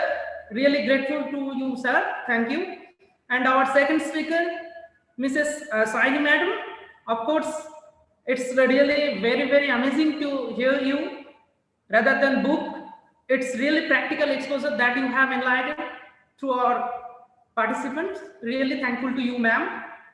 And of course, at the same time, I would like to thank our convener of this webinar, Dr. Physiological ma'am, for planning and of course, successful execution of this program. My heartfelt thank goes to our especially technical team, because as you know, without the technical support, virtually this program can't be done properly. So I thank to all the staff of computer division, especially Dr. Subbarao sir and his team. And of course, I have to mention Mr. Rahul for conducting and hosting, and of course, from starting for supporting our webinar. Last but not the least, I would like to thank all the staff members of Mass NIN Department, from faculty and technical staffs, for their immense support from starting to today's webinar. Finally, as you know, every successful program depends on the active participation of you people only over here and those who are listening in our YouTube channel. So I really thankful to you all for your continuous support in terms of from morning that you have started the program and interacting and good questions. So thank you Once again, I would like to thank on behalf of ICMR NIN family. I'm really thankful to you all. Looking forward in our next series of webinar. Hope you have learned some good things, different scientific and practical approaches in today's webinar. So finally, I would like to thank once again all of you. Have a good day. Goodbye for this time now. Over to you, Dr. Karen. Thank you. I think we can now end the session. Any other questions? You could personally interact with the speakers. Their mail IDs were already put up. So thank you once again. Together we can do much, like Dr. Shiny said. So let's all keep in touch and interact with each other. Yeah. Thank you once again. Right. Thank you so much.